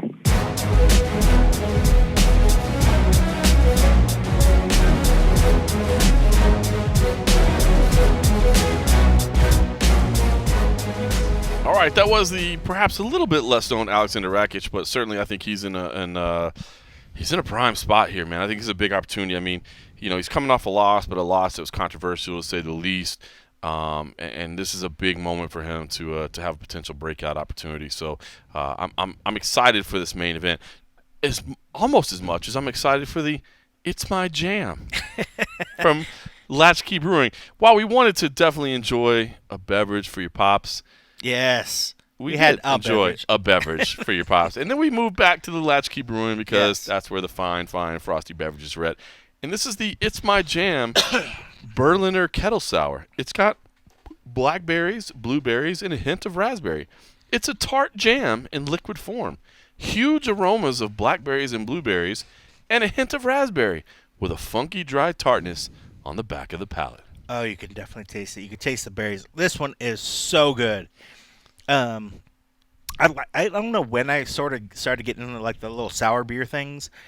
This is so good. Like these sour beers, it's such a nice refresher to kind of refresh the palate a little bit. But this you can't drink it. You can't drink a bunch of them. You can't drink a bunch of them in a row. No, but just one to kind of cleanse. Can't drink a bunch of strangers either. No. I'd literally be on the floor. You'll be done. Yeah, you'll be done. You'll be living with a stranger after that because you will not know where you are. Who's this stranger that seems to be in my bed? That's definitely why they call it the stranger. No, listen. I do remember the first time I had a sour. It was only a couple years ago. It was when Steven Morocco was still working for us. And we went to cover a Portland event, and obviously he was living up in the Portland area at the time. I think he still lives in the Portland area, but that's a great beer town as well. And he took me out. He's like, "Bro, you got to have these sour beers." I was like, "Man, PBR is good for me, dude. I'm not into your fancy little hipster beers or whatever." Beers. But yeah, sour beers. I mean, you can't drink a bunch of them in a row, but to have one or two to kind of cleanse the palate, it's good, man. I like it. That's it. If you're going to drink a bunch of beers, especially like different craft beers, I would space them out and throw like a different sour beer or something in between, like the different heavier ones or the dark beers, going from a dark beer to a light beer. Something like this is awesome because it sort of shocks your palate a little bit. I mean, that just shows you the kind of connoisseurs we are. I mean, we started out with the PBR extra. Then we went to the Stranger, then over to the Natty Light, and then to the It's My Jam. I mean, that's how we do. That's how we do. We had that little bit of water in between beers with the Natty with the Natty Light. Good stuff. This is so good. I mean, this is worth a trip to Latchkey Brewing just for its sign, and it's a nice reddish maroon color. But you're right, and dry tart is a good way of putting it too, because it is tart, but it's not like it's a little sort of softened. You get that little tart and then it's gone. So I guess that's the dry part of it. But I love this beer. It's amazing, man. We got to get Anthony Beach on Anthony here. did really good with this Anthony one. did awesome, man. We got to get him on here talking beer, man. Maybe we'll. You know what we should do is bring him on. Like we'll sit him down, but he doesn't get to talk latchkey at all. Like we have him taste like Natty Light and just be like, break down the Natty Light. See what are the aromas and the flavors. He would have nothing good to say that. He couldn't even come up with it. We couldn't even come up with something good to say about it. It's Bud Light Seltzer. It tastes like water. Oh man, so good. So listen, I don't want to spend a ton of time talking about the rest of the card, but it's not a bad card. I actually like this week's card. I mean, Robbie Lawler versus Neil Magny in the co-main event. That's kind of a good fight. A last-second fight that came together. I mean, to be able to pull Robbie Lawler off the bench, a couple weeks out and make this happen, love that fight. Can I ask your staff pick? I didn't look. I went with Magny. I went with Magny. So did I. I know, right? That's just it's a tough one because, I mean, I think a lot of people could be like, oh, you guys are absolute idiots. This is the kind of fight where I see Magny, he rises to the occasion for, like, when he has these incredible opponents across from him, he rises to the occasion. I just see this as being one of those fights because I can see where Robbie might look and be like, oh, what does Magny bring to this fight that's going to get me anything from it? That's it. So he might just – not that he would ever just go in there and go through the motions because that's not Robbie. He kind of joined in late, you know what I mean? Yeah. So, and not to say that he doesn't stay in shape and he doesn't work. I mean, that's what he does. Neil's a big boy, too. He's got the legs. Size difference between them. So I think – I don't necessarily see it being the most exciting fight of all time because I think Neil is going to want to stay away from Lawler's power as any opponent would ever want to do. Get him in clinch, get him up against the cage, and just try to control him, drop knees, and just see if he work can work from him the tie to the clinch. ground. Either basically you're either at distance where your jab can land and his can't, or you're all the way inside and you are controlling from a tie clinch. Yep. That's going to be the two positions for this fight. That's it. So I went with that. But I mean, dude, anytime you get a chance to see Robbie Lawler fight, it's awesome. You gotta do it. It's awesome. Alexa Grasso versus Ji Yeon Kim could be a very, very fun fight as well. Alexa Grasso, of course, moving up to flyweight. A lot of people are fans of Alexa Grasso for some unknown reason. Why? Yeah, I don't get it. I wonder why. A lot of people. But no, she's a fun fighter, man. Yeah. The boxing is fantastic. And, yeah, at 125, she actually talked to Danny Segura for Hablemos MMA. They're the Spanish language podcast over there. So they did a Spanish language interview. But she talked about it. No lo sé. Look at that. Well done, sir. But she talked about the fact. She was like, look, at 115, it's not just a weight cut. She was saying, man, it's just the fact that, like, I couldn't even lift weights and try to put in strength. You know what I mean? Like, I could not add mass to my body, so I feel like I wasn't getting any better. So I'm excited for that fight and seeing Alexa Grasso at 125. Again, it's frustrating because at 125, there's no woman on earth I would pick against Valentina Shevchenko. So it's frustrating when you're not talking necessarily about, oh, this one could win the championship down the road. But still, you know, it's somebody that can make some exciting fights and put on some great matchups. And hell, maybe get a title fight and see what happens. I mean, look, Valentina's going to hang it up eventually, right? Or one day she'll get old or something. We'll figure it out. Someday. Ricardo Lamas versus Bill Algeo. I will say this. Bill Algeo, look, dude, coming in on short notice against Ricardo Lamas is not – That's a tough assignment. So I'm definitely picking Lamas, but I will say this. Bill Algeo fought at the last CFFC event I did. The very fine organization of Cage Fury Fighting Championships, by the way. Fantastic organization based up in Atlantic City, New Jersey. By the way, recently acquired V3 Fights. Will soon be heading to the Memphis area in September for another pair of top-level competitions that you'll definitely want to see on UFC Fight Pass. If you're not familiar with the organization, it really is just top of the top. Now, but the last event that I went up there is the first one we had done since February. It was good to be back in action. But Bill, he's a fun fighter, man. Senor Perfecto is his nickname. He's very entertaining. I don't know that he's going to get the type of space and room and ability to maneuver that he wants against Ricardo Lamas. Now, Ricardo Lamas throws out some flashy striking as well. So I'm telling you, Bill Algeo can match this.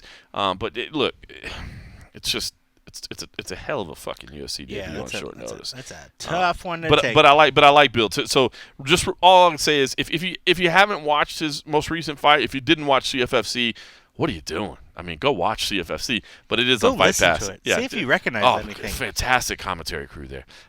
Go check it out. His last fight was very, very entertaining. I think he'll have some fun fights in the UFC.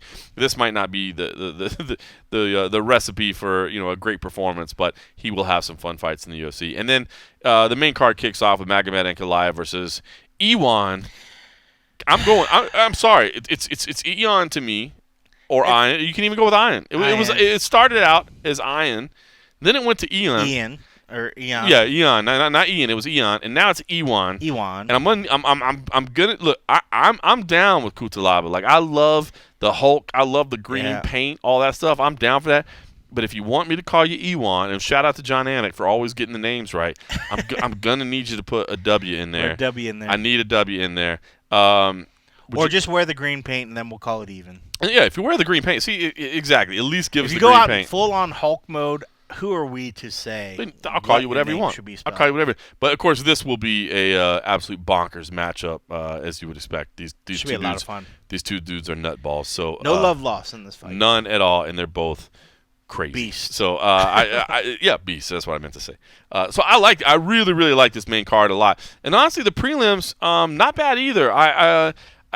To me, I like Impa Kasangane versus Maki Patola. I mean, it's so fun to see a guy come straight off the Contender Series and basically got a matchup, right there that night, which was fun to see. Bruce Leroy on the card, man, always entertaining. Of course, he's getting the newcomer in Austin Springer. Sean Brady in there, the undefeated CFFC product. I mean, you got to pay attention to those CFFC products. I have a strange thought that maybe Cold Coffee is really highly in tune to the Polyana Viana versus Emily Whitmire fight. That might be the fight of the night. I had a feeling that might be, and it kicks off with Hannah Seifers versus Mallory Martin as well. That should be good, too. That should be fun. Hannah is staying busy. 4 fights. This year. You figure by that time, that much time in front of cameras, that she would talk more. Oh, no. That's never going to happen. That's not going to happen. That's going to happen. But, no, that should be a fun fight as well. So, like you said, I mean, it's definitely a main card heavy fight of favorites up there. But when you go through the prelims, there's a lot of fun fights to watch for sure. I agree. This is whereas last week was a really, really entertaining card, but we all kind of admitted going into it there wasn't stuff that got us excited. I think if you this one's a little bit more exciting. You look at the main card, that's a legit main card right there. The prelims, I agree. If you say, I don't know these names on the prelims, I'm okay with that. I get that. But I think there are going to be some decent fights. I don't know if we'll get, quite, like you said, the sleeper that we had last week. But to me, if you're just looking on paper, this is actually a legit main card. Like I would not complain about this main card one bit. Yeah, this prelims card, this will be a good one. I mean, even look at the prelims. I mean, there's only maybe one or so fights where it doesn't have somebody of some sort of recent, but maybe that's the sign of the times. The way that a lot of these fighters are getting thrown back-to-back sort of fights, a lot of these guys are sort of in your on the radar. But yeah, the Maki Pitolo and Pukasagane fight, I think, is going to be absolutely that should be a lot of fun. Bonkers. Well, we're kind of having to go in shifts, right? I mean, it's Vegas, Fight Island, Vegas, Fight Island. So you kind of get this group of fighters. It's almost like we're doing AFC versus NFC or whatever. You know what I mean? Everybody kind of stays in their own pools a little bit. Is that sport even going to happen this year? Dude, I don't know how they're going to get through. I don't know if they're getting through a whole season, man. Well, I don't know about that. UFC is probably going to be the only sport that makes it. I can't believe when you look at like NBA and other stuff, everybody's like playoffs. I'm like, how are they in the playoffs? When did the season happen? Season's just so short, I don't get it. I don't know if football's going to make it. We'll see. How about the UFC hotel the other night, man? Crazy. Was that the most random? It's one of those things that everybody's been saying for the longest time, but I think everybody didn't think that they would go so far out of the box of actually building something. Everybody was always like, oh, they're going to buy the Palms. They're going to buy something. They're going to buy something established. But maybe we should have took an inkling when Dana had sort of tripped up the other day, or not tripped up, but had said, if it came down to testing and I knew we couldn't have the facilities to do what was needed to make fights, I would have built a lab, and I would have hired the personnel to make sure that they could do it. We all probably should have thought at some point, they're like, well, if we can't find a hotel, or if we're spending too much money to rent these different hotels, because they literally are taking them over. The other day when I misspoke and I said the Renaissance hotel instead of the Residence Hotel. They literally are the only people inside that whole hotel. Holiday Inn and the Residence Inn. They have two different hotels in town. That they're just taking the whole thing. It's not fully staffed, but they're staffing them with cleaning people. They're staffing them with security. They're staffing them with the people that are running the first desk, guarantee the front you it is desk not or cheap. whatever. Not cheap at all. I guarantee you it is not cheap. So for them to they could buy the land. It's not just a hotel. They're going to do something else. A hotel, while 10 acres is not a huge amount of land, it is a decent amount of land. But I don't foresee that the hotel is going to take up a full 10 acres. Right, they'll have other. I don't know if they're going to build like a pool, if they even have a need to try to give them some sort of recreation. Maybe they will go so far as to say, all right, let's entice it a little bit. Let's build a pool. Let's build a workout facility. They already have workout facilities. They already have the PI. They have the Apex, which has another PI in it, basically. Right. They don't have a pool. Here's what's going to happen. A pool would make some sense. I mean, here's what it's going to look like. And this is just guessing, of course. Speculation. This is speculation. But it's going to be purpose-built. I mean, Dana did say that. He's like, look, it's going to be purpose-built. So think about this. Like right now, as you said, they've got the Holiday Inn, they got the Residence Inn. So what every fighter gets is they get one hotel room to sleep in, and then they get another hotel room that all the furniture has been taken out of, and that's a workout room. Like they've got some mats in there.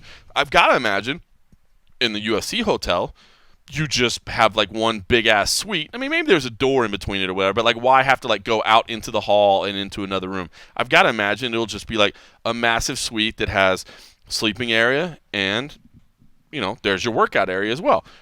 Other thing I got to think, now I don't know what the cost would be on this, but I got to think, I mean, wouldn't you just put a sauna in every room? Instead of those little, because I will say I this, bet those they could little build like a red sauna, blue sauna. maybe some, because they had like those little personal ones. Because we've taken pictures of it before, and I think people have seen them. Like I remember Mike Perry did like an IG live from one of them. Like they had those little like toaster ovens, basically, like the cloth ones that use it. But if you talk to a lot of people, they'll tell you like they're not very like it's better than nothing. Yeah, but it ain't great. It ain't great. I wonder, though, with the workout rooms, the way they're doing it now is because of the fact that the hotels that they're using aren't built out to have meeting rooms that they normally convert to workout rooms. Correct. No, but you have to keep people individualized. So you can't do rooms where everybody's rolling. But if they're in a bubble, you can't do it. Everybody's already been tested. Can't do it. I think you go to. I think you can. I mean, it's good to keep them different, but it's the fact that if everybody, it's like the same thing with like a fight night. You're trying to keep them from crossing paths. But at fight night, everybody in the building is in the bubble. They've all been tested, so it's not but like. You still keep them apart. You don't share locker rooms. You don't share cars. You don't share. You know what I mean? Like, no, I think you put. I personally, look, those saunas, and I'll be honest, I don't know what those little individual saunas cost. It's not like they tell them, oh, only one of you can go to the PI. They let them reuse the PI.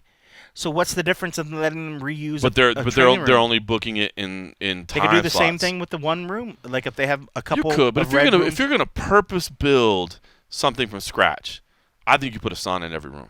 That I can get, but the fact of like if you're gonna have 20 fighters, say if you're gonna have 10 that's fights, what you say. It's not like you have 20 different workout rooms. That just seems like an. That's what you have right now. Why? But they're just reusing rooms that are already built. But you don't build out 20 different rooms. I think you do. I don't know. I think you build because the most fights we've had. What did we have? Because then if they have, especially here in town, if they know that they can schedule the Apex, what if like half of them never use the workout room because they just work around the Apex? It's just a huge waste of resources to build out that many extra little workout rooms. I could be right. It'll be interesting to see what they come up with. I mean, look, they dropped a bombshell, and Dana just dropped it like it was casual. Yeah, we're building a hotel. Yeah, I mean, that's like one of those ones that like, Dana, were you supposed to say something? That was like vintage Dana, where Dana said something after we're building a hotel. But which is kind of funny because if we were smart enough, I guess, but I think we had been hearing that the UFC was going to buy that property in there around the headquarters to do something. They had talked about expansion. They've been talking something, but so I think if we were watching like the real estate market and saw it, the last thing in our minds would be like, oh, they're buying this obviously to build a hotel, because we just always assumed that they were going to buy the land and somehow build it so that it was a continuous sort of, I can go from the UFC headquarters and never have to leave the facility, never have to leave the perimeter to go into another perimeter. You know, I always assumed that at some point that even that road in between, it would eventually be walled off. Yeah. At some point, walled off. Just have a big compound. And so by buying that sort of land, that would do that anyways. But the last in my thoughts would be, we're going to buy a hotel. Dude, I'll tell you what. Build a hotel in there. But I get, I'll be interested to hear what the costs are, but it will pay for itself pretty quickly. Sure. I will pay because, I mean, it's not, they've got 2 hotels rented in whole right now, and I'd be completely guessing at the numbers. But is it safe to say $100,000 a week between the 2 properties? Sure. I think so, right? You've completely rented out 2 properties. And they're not the biggest properties. They're not the nicest properties. But they were properties that had plenty of business before. $100,000 a week. And I think too, a lot of this is it's a business expense. Mm-hmm. So that, they can put that as a write-off. I mean, I'm sure there'll be tax ramifications. So even if they throw $100 million to build a hotel, but it's not that kind of money. I don't know. I think they said they built a fucking stadium for like almost $2 billion. But if I remember which is ridiculous. God, didn't they say the PI was like $14 million? I don't know. I think I remember the $14 million. I don't know what it costs. I would be guessing $50 to $100 million. $50 million. $50 million, including the land, because you got to buy the land. And the land is more valuable now that the stadium is there, and so. I wonder. Jeez. I don't know. Sucks because we'll probably never know anything about the numbers. Try to find out. Right, because I remember, like, even Ohio Stadium, when they renovated it, and they just renovated. They didn't build a new structure, but when they renovated Ohio Stadium, I want to say it was $100 million. Yeah. They just renovated. So to build a brand new hotel and with the land, $100 million doesn't. If any of our listeners have commercial real estate experience and/or commercial construction experience, yeah, I would be incredibly interested to hear. Brand new houses are popping up for $400,000. Yeah, but that's retail value, not actual cost. Sure. Like, you're not buying a facility from somebody. You're marking it out and speccing it out. But you don't think a retail value of a hotel they build wouldn't be $200 to $300 million? No, because you're not going to have all, like, luxury restaurants and luxury this and luxury that. Oh, like, you're eating at the cafeteria, bro. You're eating at the cafeteria. You got to take your ass over to the UFC headquarters and eat. I wonder, but you're right. It's so outside of, I'm sure somebody listening to this will laugh. But I have no idea. Somebody's listening laughing and being like, you guys are stupid as hell. You don't know what you're talking about. They'll be like, oh, we could build it easily for $2 million. $2 million seems light to me. It seems way light, especially right now. I mean, the way that. But I don't know how many rooms you need. I mean, how many rooms do you really need? Like 100 rooms? 100 rooms. 200 rooms? 100 rooms, right? 100 rooms? I would say 100 rooms because they want to. Because he said it wasn't just for them. They want to be able to use it for other people to be able to use it for their events. Yeah. So say if somebody's like, I want to come. I mean, obviously post-COVID. Say if they want to have a post-COVID, they envision a day where that Apex is being used for concerts. It's being used for, if it's a jiu-jitsu tournament. They always like say comedy shows is one they always throw out, which is weird. Or if they say, hey, we want to have a jiu-jitsu, Eddie Bravo is going to come and it's going to have 200 participants. We want to be able to put Cage all Fury the rooms. Fighting Championships. When you start thinking about 200 participants, other stuff, 200 rooms or more, I'm telling you, my $100 million is not going to seem that crazy. You need 100 to 200 rooms at most. At most. That'd be dope too. And I bet it'd be kind of cool though, man. Like you could build some like really cool like penthouse suites for like the headliners of your shows and stuff. They gotta have rooms for the media to come get their fucking COVID test, John Morgan, and sit there 10 hours before the event. I'm gonna tell you right now, I get the best sleep in those hotel rooms. So ridiculous. I love my son to death. You know what? I get the best sleep sitting at my house waiting to go to the. Well, you don't have an 8-year-old son that will not give you space no matter what you do. I'd have to basically lock him out. By the way, my kids started school this week. Shout out. Cyber school or in school? Yeah. So the distance learning. Shout out to all the parents out there because it's so much different this year with the distance learning and them having to do everything online. I will say this. So it's he's fully distance learning. So fully distance learning. Not the hybrid thing that some of them were doing? Originally it was an option, but they came out before open. They said, nope, we're not allowing anybody on campus. It's full distance learning. So is it all Clark County? He's at a charter school that's not part of Clark County, but I think Clark County is all online too. They might be all online as well. And they're all online. But I want to say a couple things. Shout out to all the parents because it's hard. I mean, my wife handles everything with his education and keep. I mean, that's why he's so smart. 100%. She's an absolute stud, man. She is an absolute stud. She deserves a shout out. So shout out to all the parents. Shout out to my wife that are doing this because it's not easy. But shout out to the kids too, man. I was watching them today before I came over here. I mean, this is third day of because they did Monday, Tuesday, and then Wednesday is not online. Like they just give you a couple of assignments or whatever, and then Thursday and Friday are online too. So you get to skip a day during the week. Well, you still have assignments to do. I don't know why they did that. It's something I think it's to allow the teachers to plan or whatever. I thought at first when they were talking about doing that, it was because the midday was supposed to be a cleaning day. I think that probably is what it is. Is that they're supposed to have a cleaning day or whatever. Yeah. I think you might be right about that. See, that shows you how involved I am. My wife would be able to tell you. Well, no, but which makes sense if they're actually at the school. No, they are. The teachers are at the school. But if the teachers just fucking clean up at the end of the day, like you should do daily cleanings. But they still have work. But let me just say this. To see my 8-year-old kid like interacting and like I know it sounds silly, like obviously kids learn technology so fast or whatever, but man, here he is, not really getting to see his friends, not really getting to interact, you know what I mean, which is sad for everybody, but to see him like engaged and like,